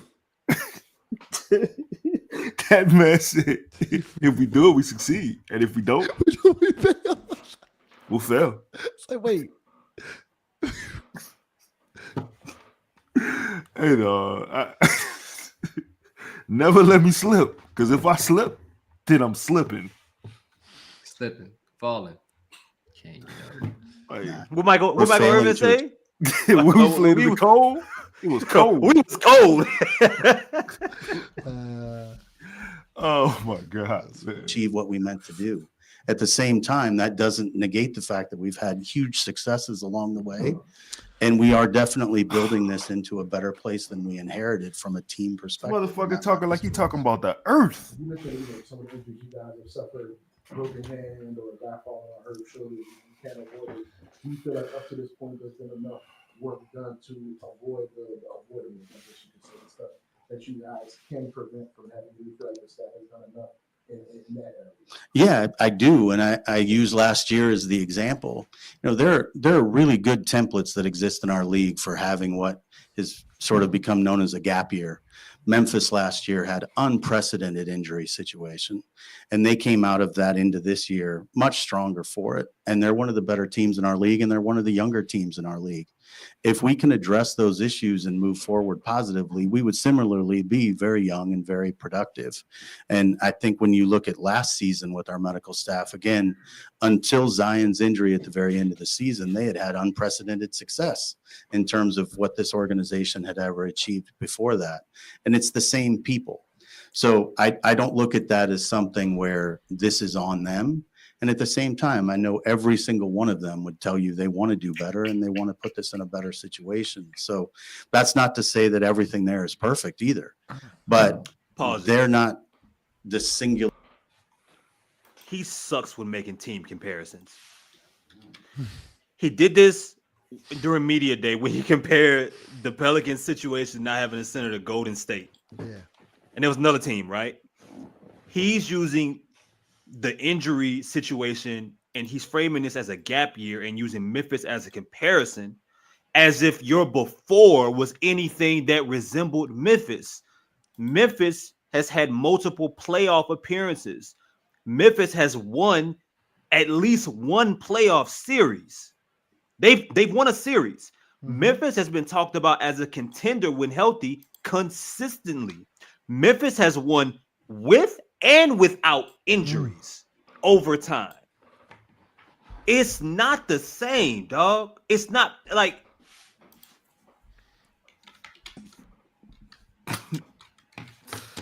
oh man, item to blame by any means. And I think we're really pleased with how they've dealt with the adversity. What Herb is in this process. Say that again. I'm sorry. So Herb actually is going to, well, he already has sought an additional opinion. I think he's probably going to be shut down.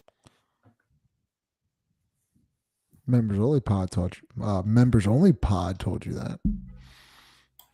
This go ahead, Lito. In February of 2025, you are now seeking a second opinion? Let me see something. This is something that's kind of getting on my motherfucking nerves. Let me see when Herb last played, bro.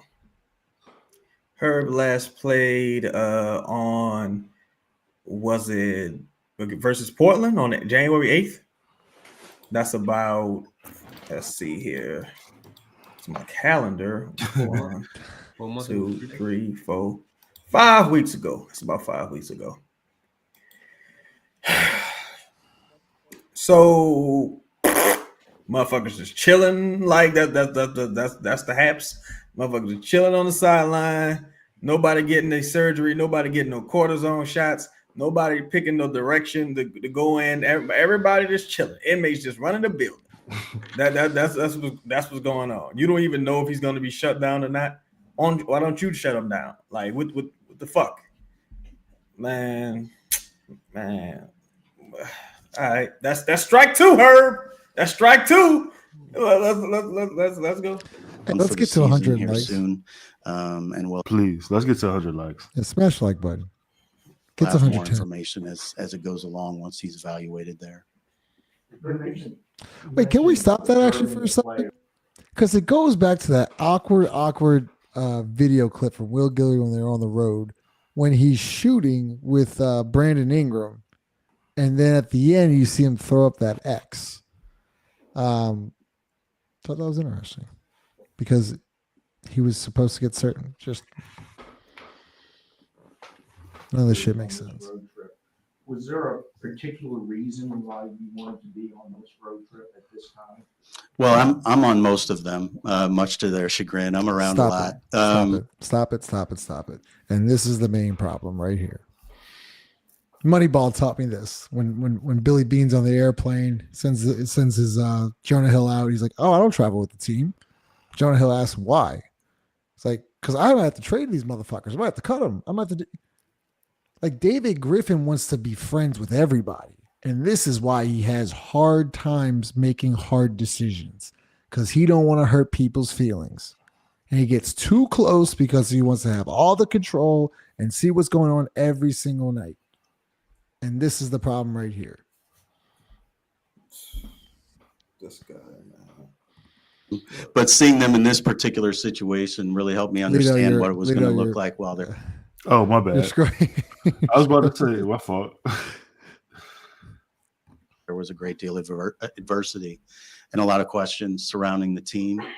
And I think they just leaned on one another. And that's important when you've got a group that does that. When you have a group that in adversity fractures and is worried about themselves, it's a bad sign. I think there's some very good teams in our league you've seen do that, by the way.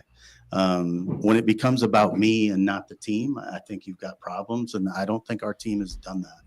I haven't seen them fracture in that way and make it a me-oriented pursuit. And that's really meaningful to us. We spoke a lot last summer about what DeJounte could bring on and off the court for the team, losing him. How much did that change your outlook going into this trade deadline? And how much do you think it will change your outlook going into that? Well, it changed it from an encore perspective a great deal. The one thing about DeJounte that we talked about at that press conference, and fans never see this, Zion is the person he is right now and is making the strides he is in large part because of DeJounte's leadership. His voice is going to be heard whether he's on the court or not. You know what don't make sense? DeJounte wasn't here last season, and Zion played more than ever. But he was here this season, and Zion barely fucking played. So which one is it, dog? Like, I don't know, bro. I want to read you guys the Memphis Grizzlies records over the past 6 seasons. They were 38 and 34. We got 56 and 26, 51 and 31. Then we get to a gap year. So they get back-to-back years of 50 wins, right? Then we get to the gap year, which was last year, 27 and 55. Right. And now we have this year with 35 and 17, once again elite. Not only have they been a good team, they've been a great regular season team. You know what's crazy about that, Chris? They had Taylor Jenkins on the hot seat to start the season. Yes. Imagine that. A winning team, a team that's made the playoffs 3 consecutive years and won a playoff series in that time frame. Also, one of those years, Tyus Jones was their starting point guard most of the time. Yeah. Well, and that's the part of him we're going to need to lean on between now and the end of the year as much as we possibly can. He provides a great deal of leadership in that locker room. He provides a great deal of support to young players. That's the fourth leader. And I think that was important to us. I think heading into the deadline, probably that wasn't as big a key for us, but as we're growing this over time, it's something we're really cognizant of. And I think it gives us great hope that we can bring people into the organization and he can help show them what it's meant to be. And honestly, Bruce and Kelly are similar people. I mean, these are really high caliber winners. These are career winners, and that's important to us. It feels like that times while Brandon and Zion work together, that you're almost building 2 teams. One that worked really well in the absence of one, and one that worked well in the absence of the other. Now that Brandon is removed from the equation, is there a refocus in how you're going to build this team around Zion? Good question. Or Zion and Trey, if that's the new pairing? Has there been some clarity in what you want this team to look like 2-3 years down the road? Well, we had clarity before. We wanted it to be. No, can't let you do that. What was it? We always talk about there's no direction. There's not a direction on the court. I know there's not a direction in the front office. This is a great question by Grub. And the people in the chat who said they can't hear the question, Grub was basically like, you have to build 2 teams because of Brandon and Zion or one's lack of being on the court. So he asked if the pairing is now going to be Zion or Trey. Y'all had any thoughts about that? About the clarity part of his answer? I thought he had a solid answer to it, but it's like it shouldn't have taken you this long to get to that point. Yeah. Like, to me, it was the team led by Brandon is a no contest. Like, it's not really a real thing, especially you talk about in a regular season. It's like they won 36 games, man. I mean, I don't know, bro. He just acting like we weren't there. That's the thing that annoys me. It's like when people talk about history, like, nah, motherfucker, that wasn't that long ago. I was around, I was there, and it's like with this, it's like, bro, we were there. We saw the team, like what the fuck. So, I don't know. This guy. About both Brandon and Z. And what ended up happening was happenstance, provided that we were going to be about one or the other all the time. And thankfully, they were both so talented that when one was healthy and the other wasn't, we were still pretty positive in terms of outcome. That was not by design. Our design was for them to play together and to play well together, and we anticipated that would happen. As Zion continues to seize the opportunity he has now to be more focal in what we're doing, I think a lot will reveal itself. I'm sorry. Why today does Zion only have the opportunity to be vocal? Why today? Why is that a new issue, a new deal? Lito, you never built anything for him to seize. You put everything, like when he got here, Drew Holiday was about to take over basketball and was an MVP candidate. Permission to dominate. He had permission to dominate. Derek Favors had untapped potential. Yeah, the next year, Brandon was a budding star. He was one of the better, the hardest worker that you had ever seen. The list goes on and on of different things that were in front with.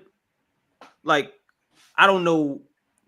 You should have saw the minute you drafted him that you didn't have Anthony Edwards. You should have saw then. You should have known instantly then this guy's not going to overtake the situation. I have to make it for him. Isn't that why you got rid of Teaspoon? Because you got tired of placeholders. You got tired of people that were there holding his hand. You wanted him to grow up and be more of an individual. Why not put him? Why did it take this long to say, "Oh, now we're gonna put him in a situation"? What do you know today that you didn't know a year ago? Because he's still been hurt. He still had professionalism issues. What's different? What does he need with him when he's this version of Zion Williamson? Because this is the best version he's ever been in terms of his ability to play both sides of the ball. And we'll learn a lot about what he needs with him. And our fans will certainly get to see it. And I'm excited to see the growth he's made. He's really earned the opportunity to seize the moment, and I think he will. Do you use that suspension for Zion, the one game for the as not a rock bottom per se, but as a turning point that him realizing his responsibility to this team? Did you have to have a conversation with him one-on-one about what leadership means to him? Yeah, no, we've had several conversations. And that wasn't, honestly, no, that wasn't a rock bottom moment. It was this is what we do here moment. For us internally, it wasn't that big a deal. It was what the rules called for, and it's what came next. We give everybody a player handbook at the beginning. You muted, Justin. You muted, Justin. This wasn't the first time. Sorry, I was muted. This wasn't the first time that Zion had showed up late. This wasn't even the 5th time that Zion showed up late. This wasn't even the 10th time Zion had showed up late to a flight. This wasn't the first time he's missed the pre or post practice treatment. It wasn't the 5th time. It wasn't the 10th time. It wasn't the 15th time. It wasn't the 30th time. This has happened over and over and over and over again for the last 6 years. So all of this shit, right, is a lie. This wasn't the first time. That's what I can't understand with Griff and Zion, because Griff loves to just protect Zion instead of just being as honest as possible. So Zion can still get away with shit. And he's been doing it for 6 years now. And this is what you have. A guy that's never played in the postseason in 6 years. I think it's the chicken or the egg, truthfully. Like, I started thinking about what Chris said, because that part stood out to me too. The C's, like that quote really stood out to me, because I'm like, well, dude, at the end of the day, it's about who's better. That's what it all boils down to. Who's the best player? And availability plays a big part in that. But let's take availability out of the equation for a moment here. If I'm the best player, undoubtedly, it's not even close. I'm the best player, right? You're immediately telling me, hey, don't worry about it. Do whatever you want to do. As soon as you drafted me, immediately, he never, ever, ever put accountability and responsibility onto this player. And to me, it's like, again, the True Holiday, that's insulting. That's insulting. Like, even Brandon Ingram, that's insulting. Like, then you passed in. Then last year, Herb was the leader. Herb was the alpha. Now DeJounte Murray is the alpha. And it's like, you keep passing the buck, right? You're the head of this organization. Like, you should be the leader, right? You realistically should be the leader and setting the tone, and it trickled down to the players. But that hasn't happened. So that means, okay, if you don't want to do that, if you want to pass the buck, then tell the best player he's the leader. Put the onus on him. Let him sink or swim in that, position. But the fact that he never did that, now you're going into year, 6, 7 or whatever, and you're going to be like, well, now let's see if he seizes the moment. It's like, come on, man. Like this is, what the fuck? What the fuck? Beginning of the year, and this is what it's going to look like when you get to this point. This is what happens, and Zion's no different than anybody else in that circumstance. So no, that wasn't a rock bottom moment, but it was certainly, I think, something for him where he understood we're going to honor what we say we're going to do, and I think that's important from a trust building standpoint.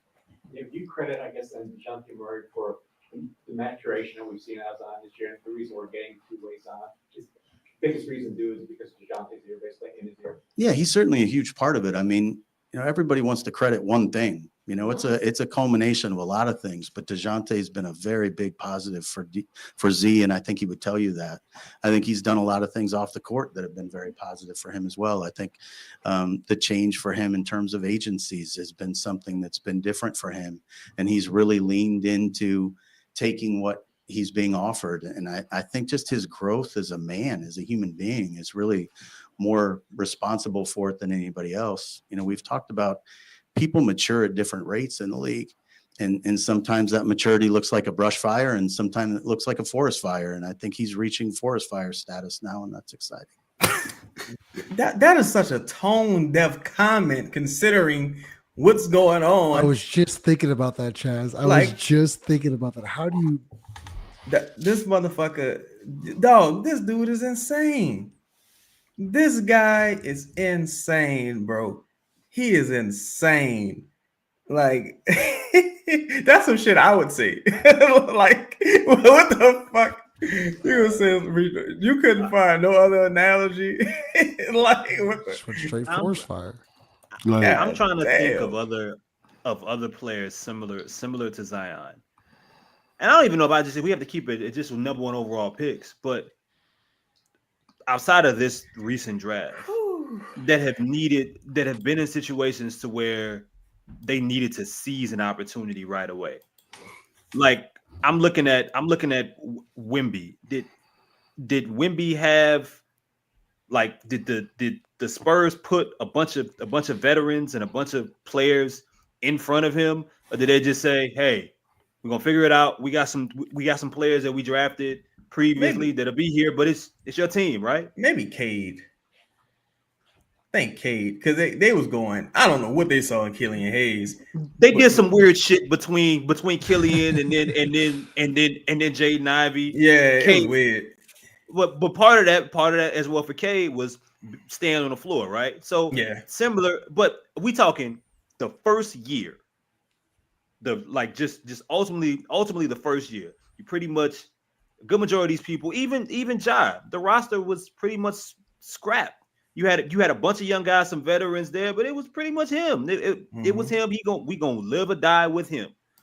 Like you got to look at this shit at some point and say, like, you got this shit off to the wrong foot by having a Drew Holiday in front of Zion, bringing in Brandon Ingram, and eventually having him in front of Zion, being an all-star. The list, even when you traded, by the time you traded for CJ, it's bad, man. It's bad. In year 6. I just got word. We got a live picture of Griff talking about forest fires. The fuck are you talking about, bro? What are you talking about? What? Hey. A brush fire to a forest fire requires, internally, evaluation to figure out big changes moving forward outside of obviously, getting healthier. What are the big changes you feel like are required for you guys to move forward in a positive way, versus where you are right now? Well, I think in general terms, you've seen our team again. A lot of these are based on analytics, but we're one of the worst rebounding teams in the last 15 years in the NBA. It doesn't take a great deal to figure it out. Nope. That's fairly. I could have told you that when you told me you were going to figure it out. I could have told you that then. Wait, hold up. Leah, is there any way you can rewind that like 15 seconds? Give me 1 second. Because this is what he said at Media Day. We're going to figure it out.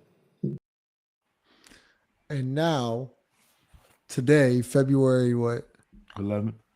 February 11th, he just said, we are the worst rebounding team. Not this year. Not the last couple years. In the last 15 years, the last 15 years, the worst rebounding the NBA has seen. So you didn't figure it out. So, as you said previously, you failed. You failed to address this major center issue. You tried to let Daniel Tice was a great signing. It wasn't. He wanted to be in Europe, and now he's in Europe. Eves has been incredible. No one could have predicted this. He's going to hit a rookie wall here soon. You signed Trey Jemison. He's now on the Lakers playing with LeBron and Luka. And now you say Kelly Olynyk and Bruce Brown, who can play 1 through 5, are the centers of the team. Well, you know What what? through 5? That's what he said. These are words that he said. Why did he say that, man? Go ahead, Chad. I think as he continues to answer this question, it's going to be a bit of a revelation there, and it's something I've been pointing to for a while. It's going to be it's an interesting answer he gave. You go ahead. I think in general terms, you've seen our team again. A lot of these are based on analytics, but we're one of the worst rebounding teams in the last 15 years in the NBA. It doesn't take a great deal for me to tell you we need to get bigger and more physical. I think Stop it right really there obvious. for me. Stop it right there for me. Again, I keep saying this. These dudes look like children. Whether it's Jordan Hawkins, Herb Jones, all these dudes look frail and yeah, Brandon never, but Brandon at least 6'10" or 6 whatever, but he's still, I saw him try to gain some weight, then he lost it. So I'll give him a pass. But dog, again, something is wrong with this team's strength and conditioning program. These players never get stronger. They never get physically bigger. They look exactly the fucking same their entire tenure as Pelicans. The only two people I ever seen physically noticeably changed was Trey and of course Zion, like a fucking balloon with the air goes in, the air comes out like a fucking inflatable balloon. But these dudes look fucking crazy. These dudes look crazy. That's what again, they too frail and dainty looking. They can't do nothing. They too petite. They can't do nothing with the fucking men of this league. Dog, go look at Bruce Brown, right? Bruce Brown, he'll ball these dudes the fuck up. Bruce Brown, Diesel. These dudes look like little boys, man, and that's why they keep getting killed on the boards.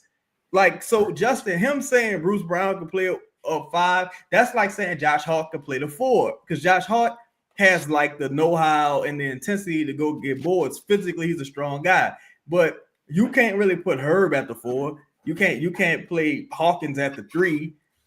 Zion, he attacks the rebound when he wants to, but this motherfucker's a 6'6" power forward. It's you got to get some traditional adult-looking people on the fucking team. It's crazy. Go, Leo. That's something that we're going to need to focus on. I think, again, our ability to make shots around ball dominant play creators is important. We feel very good about who those shooters are and what those roles look like. But at the same time, you have to deliver on the totality of all of it. And when you're 12-41, for me to sit up here and tell you I know exactly what the thing is would be totally disingenuous. We have a lot of work to do. There was a stretch where the team went 7-3. That's all he had to say in the beginning of this shit. Trey, Zion, Dejounte being out there. Go ahead. Nah, go ahead. Dog, I swear to God, if he would have just grand opening, grand closing with 12-41, for me to tell you this part, the way he's looking right now is crazy. It's crazy.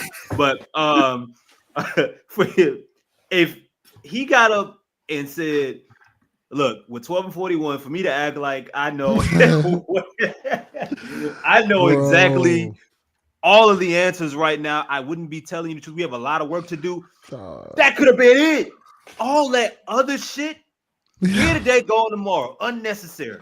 All the other unbelievable words he used. I think he used Celsius. All of the unnecessary words that don't pertain to anything about fucking basketball at this period in time. He could have just said that. Now this is creepy. You know what, Lito, press play and pause again real quick. It's amazing. All right, that's a little bit better. He could have just that could have been it. Took questions and got the fuck on. That's it. Look how this guy's sitting, bro. This is not a confident man. This is a very effeminate, lactating man. This man just looks. He looks like he literally doesn't have a spine. He just looks like just a statue of jelly Like just not KY Griff, but shout out to Schmidt. But he just looks real just bizarre. Like, look at this guy, man. He just never looks confident. He doesn't exude confidence. He doesn't look like a leader. Like, he just looks weird, bro. And he's like this every time. Like, he's trying to protect himself and like a turtle or something. Like, oh, if I sit upright, people are gonna see all my secrets. And like, he just look at this dude. No, man. I cannot see. Leo, that's probably one of the best comparisons I've ever heard. Is David Griffin and Robert California.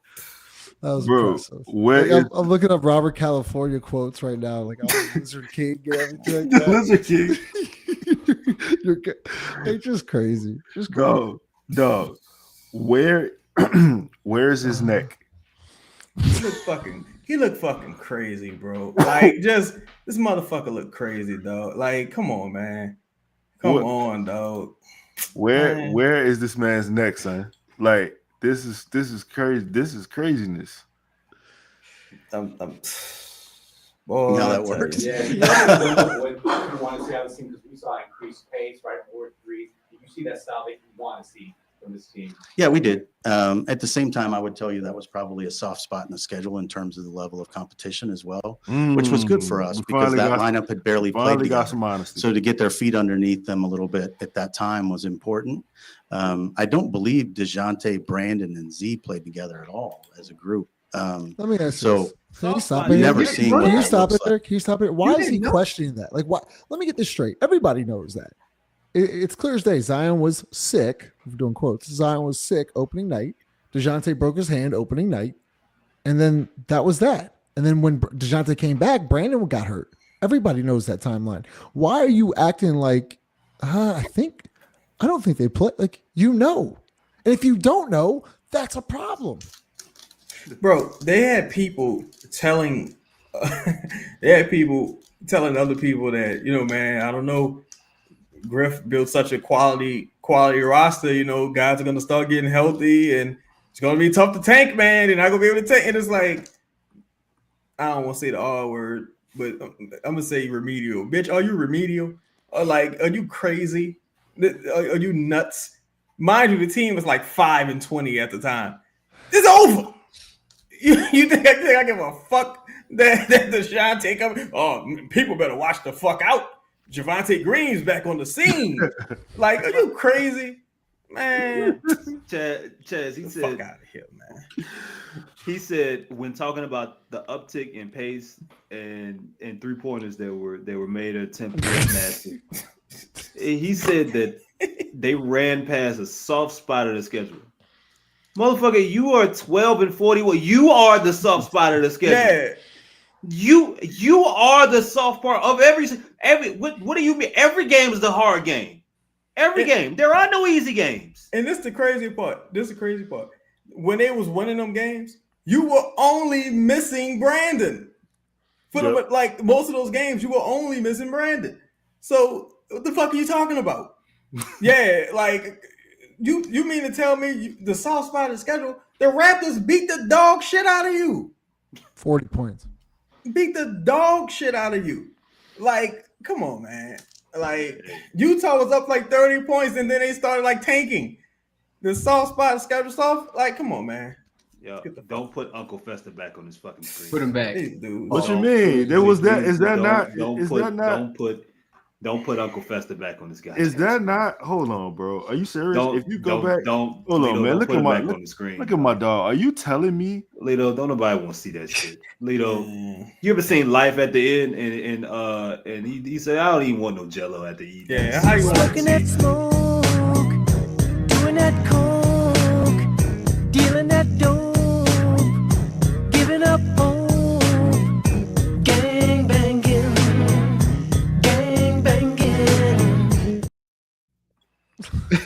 This guy, man. All right, man. Leave DeJounte, Brandon, and Z played together at all as a group. So never seeing what that looks like is disappointing. That was really one of the toughest things about making the trade was that one practice was just a thing of beauty. We were really excited about what that could look like. And then again, during that 7-3 stretch, I saw you. I think Bro, it's a practice. Like, there was only one of them. Half the time you're going up against like Brewer and Monroe, and no disrespect to those guys, but what? They're not even trying. They're double defenses. You could have named some people on the fucking roster. I mean, maybe they went 5-on-5, but like, I don't know. That one practice. Meanwhile, you comparing yourself to Memphis. Like you think, bro, you think Memphis talking about that one good fucking practice they had in training camp? Man, this dude with him, man. You really can't make this stuff up. It is absolutely appalling, shameful, and frightening. This dude is a lady man. I don't know what this guy he's just such a fucking. Let's look at him. He looked like an albino seal. Like, look at this 4-eyed freaky fuck. I just hate this dude, man. I hate this dude with my spirit. Does that mean you got a bad spirit, Chad? He's not a good human being. I hate this dude, dog. Like, just look at this motherfucker. Like, look how he's sitting. There's nothing. Imagine him walking into the locker room. Everybody got the towels on. He like, yeah, let's do the meeting now. It's perfect time. Yeah, so but he probably walk in like, well, look what we have here. Fucking weirdo. But yeah, I just don't want to see Uncle Fester. I'm just saying, nobody gonna listen to this dude, dog. Like the orders coming down from him, people gonna be like, yeah, whatever. Like nobody gonna listen to this man, dog. Like, come on, dog. No way in hell. You saw 3 guys getting to play together for the first time and learning to do it.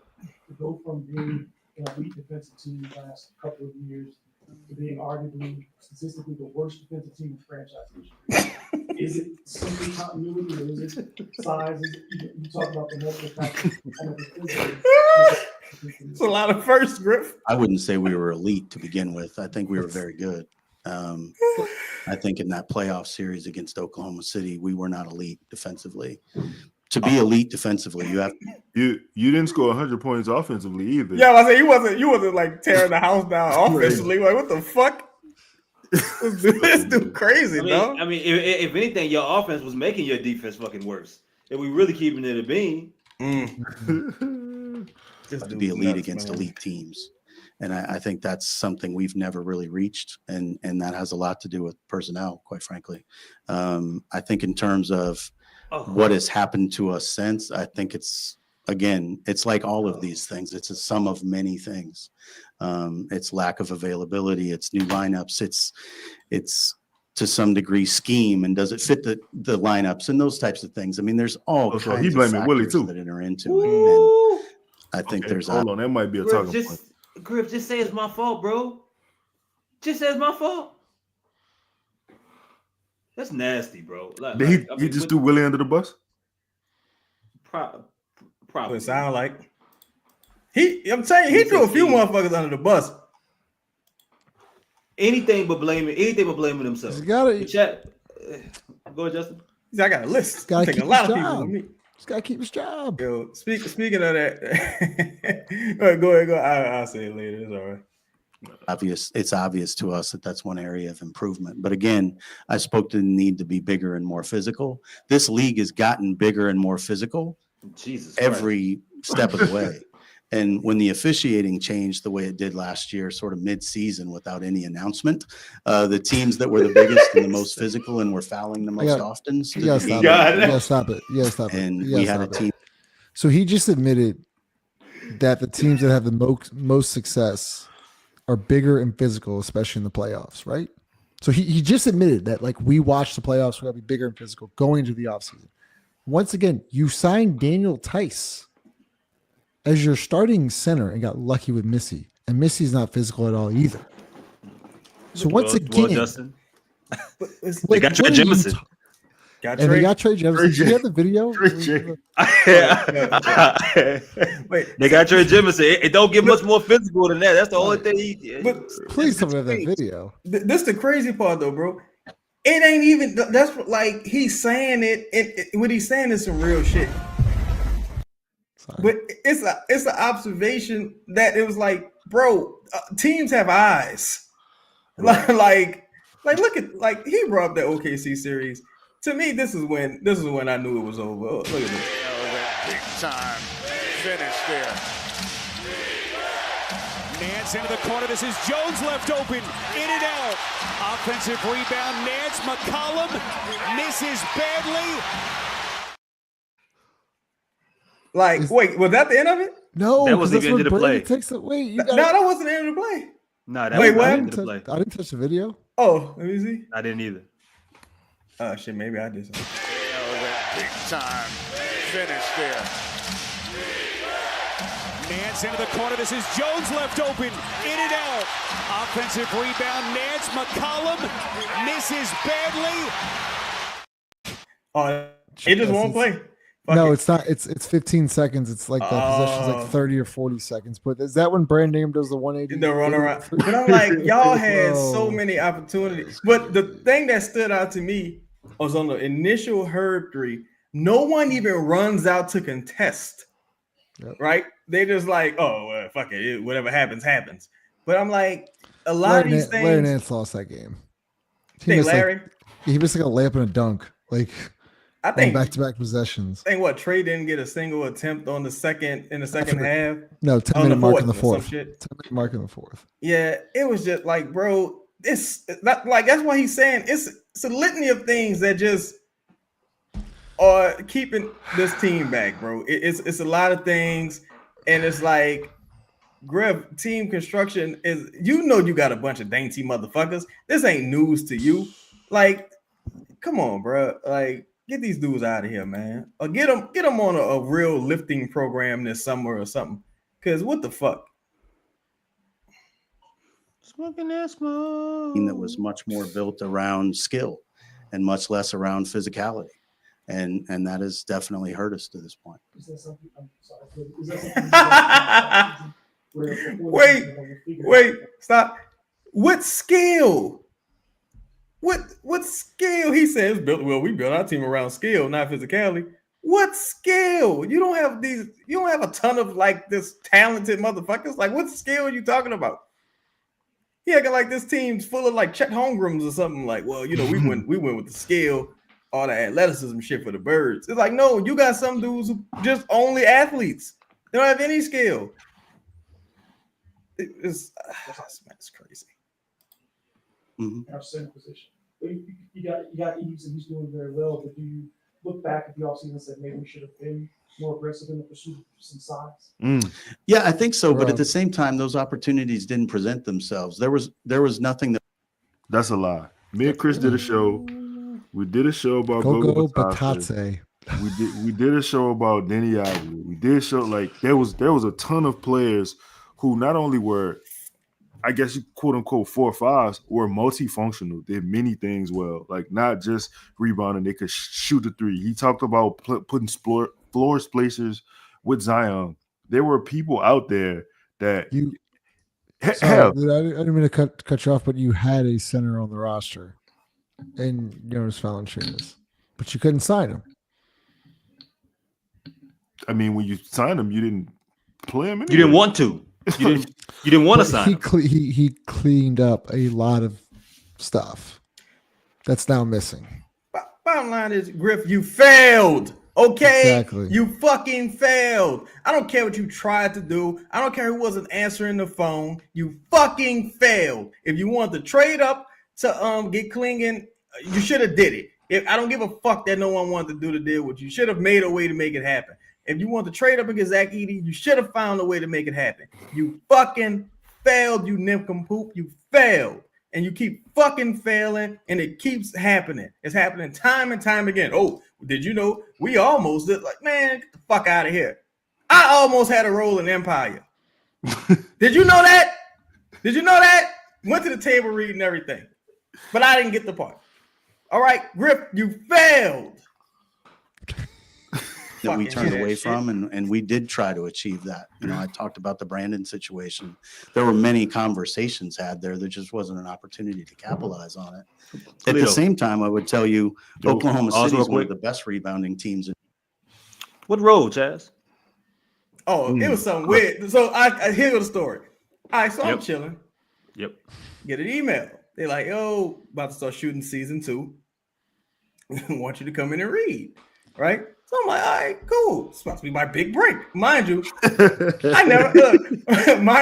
I've never seen Empire at this time. I was watching Power.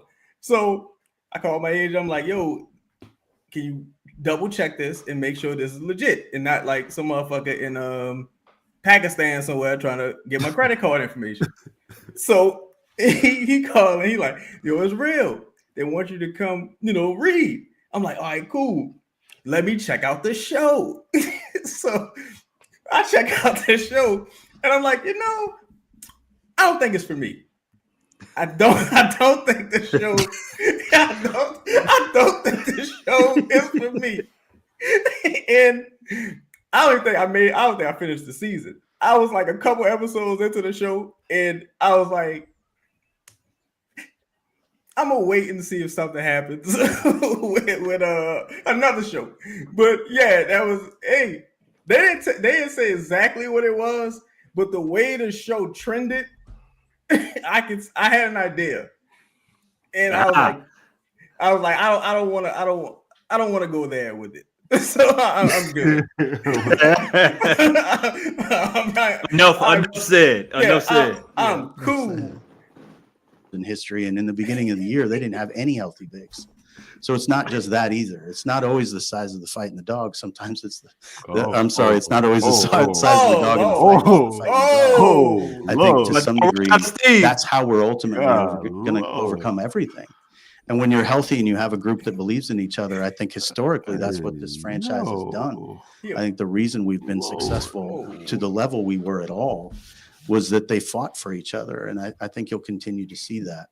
But yeah, absolutely. We could get bigger and stronger from a personnel standpoint. There's no doubt. Thinking about that last year, that doggy load management. This guy's wild. How much is that whole situation combined with the growth of some of the young guys? How much is the combination of that a security blanket for you and this organization going on to next year, just to think, okay, if we just get healthy and tweak a couple things, we could be right back where we were, if not a little bit ahead? Well, every year for 3 years, we won more. And 49 games was the second most in franchise history. And we didn't win a single game that year when we trailed entering the fourth quarter. And we didn't would you look at that? Would you look at that? Damn. Griff puts the anal in analysis. How you like that, Matt Ryan? That's analysis. Motherfucker. Shout out to Griff. This man knows his stuff. He stole his fucking flow, bar for bar, lyric for lyric. He goes on to try to spin that as if like they left wins on the table. Yeah. It was like, I guess, motherfucker, we watched the games. Y'all won way more than you were supposed to. Like, what the fuck you talking about? You ever talk to somebody and you give it some time, and at one point you start thinking to yourself like, this motherfucker think I'm stupid. Yeah. That's what I feel like right now. Like this motherfucker really thinks he thinks that I like can't walk and chew gum or tie my shoes, or like he really thinks I'm stupid. This same man said, I'm glad we didn't find a way to win 50 games and have people think that we're this good team. You just said that the next season you did that exact thing. You did the exact thing. What the fuck is wrong with you, man? He definitely did. He definitely said that. Exactly. His exact words. And I just think like they could have won that play-in game and possibly, did they count that win? I don't think so. But won 50 times the year prior. You ever seen that meme where the dude like, you think I'm a bitch? Like that's kind of how I feel about, like, you think I'm pussy, don't you? You think I'm pussy, right? I'm pussy? That's exactly, bro. This is funny because I almost had a part on Euphoria. and again, All these freaky ass shows. No, look, I swear to God, Man, I just thought about that. And again, you and your agent need to have a conversation. yeah, look, as you just said that, you think I'm stupid, huh? I was like, what this motherfucker think? Why they keep calling me for this? Like, my mind went straight to, why y'all keep calling me for these shows? Like, all these freaky shows, bro. Why me? Why? yeah, like, it was, I don't even know what happened with this character. The character name was Ray. And I don't know what. Ray, something went on. I never seen the show. I haven't watched one episode of Euphoria. Yeah, it was. Yeah, I heard about that show too. That's some wild shit.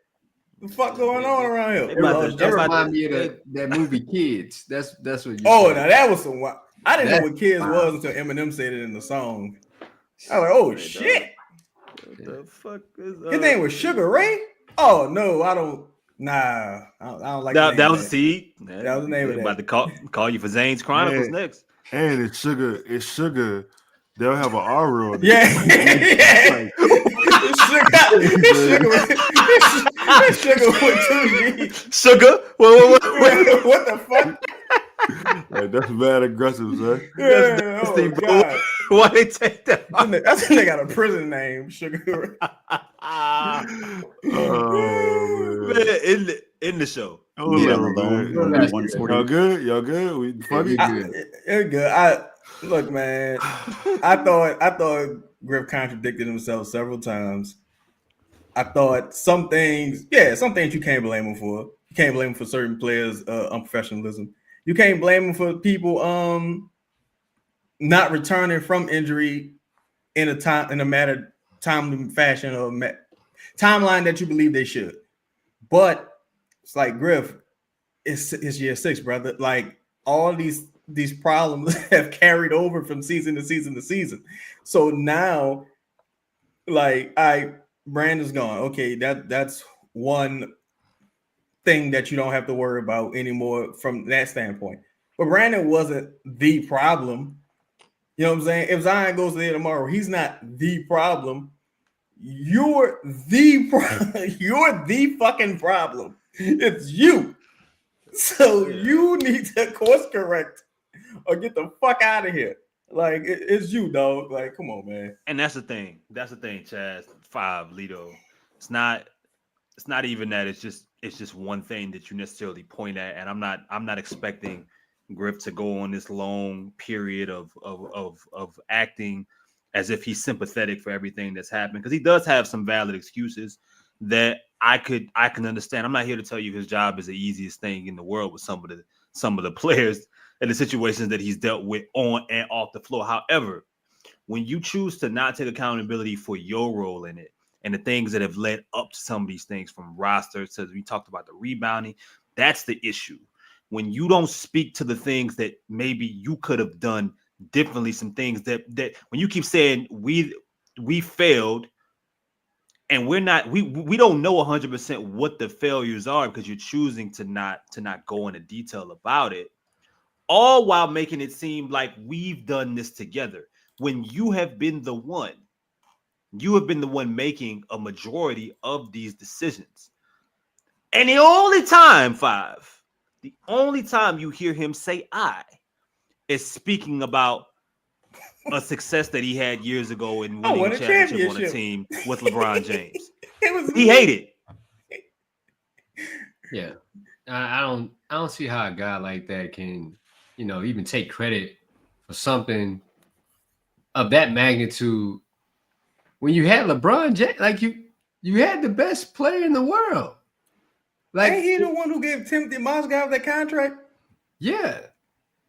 Dude, what the fuck, bro? Wait. Didn't Timothy get paid from the Lakers? No, that might have been Luau. I thought he got traded to the Lakers. It might have been the Lakers. It might have been the Lakers. I don't want to put nothing on a pause. I don't want to give him credit for something that he didn't do. Yeah. But dog, you had LeBron James and Kyrie Irving. Like, hey, you didn't do much. They were making all those moves. And then you wanted to, get away from that. You blame LeBron. Like, he took happiness away from you, right? This is the guy that you wanted to get away to start anew. And You were the guy to be able to handle that. And I think that's why you try to control everything. Because you realize Zion had the potential to be like LeBron. Mm-hmm. Secretly, you don't want him to be, a leader. Secretly, you don't. Yep. Like you want to be the leader. You want to be able to control things so you can get credit and really say, hey, I brought a city a championship. Yeah. You gotta take credit for you have to be able to hold yourself accountable or speak about the missteps along the process, the things that you waited too late on. Like this was the perfect opportunity to do. Nobody really cared anyway today. Five, like you said about the timing of it all. No one really cared. But this was again another opportunity to point to we got to figure some shit out. It starts with me. I know I made some mistakes. I know there was some missteps along the way. We realize that now. None of that. It's the same comfortable, relaxed, weird. We gonna be all right. Gap year, bad comparisons, smiles, giggles. When there's nothing to laugh about right now, the fan base ain't laughing. He smiled more than I ever seen him like smile or laugh. Like he was up there. I don't know if it was nerves. I don't know what the fuck it was, but Griff then took a job and turned it into a career. Yeah, it's like a motherfucker. Like I'm gonna stay on this contract as long as I can. They'll never be checking around here. Like he just a wild motherfucker. Griff wild dog. Shout out to Griff though, man. You see a fool, play a fool, dog. Hey, that was crazy.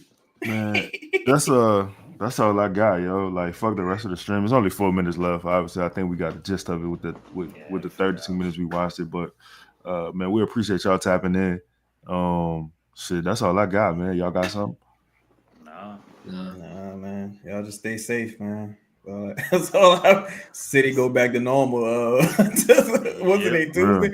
Yeah, city back to normal now. Y'all just stay safe. It's a lot of this rolling around out here, man. That's Kelly Square, man.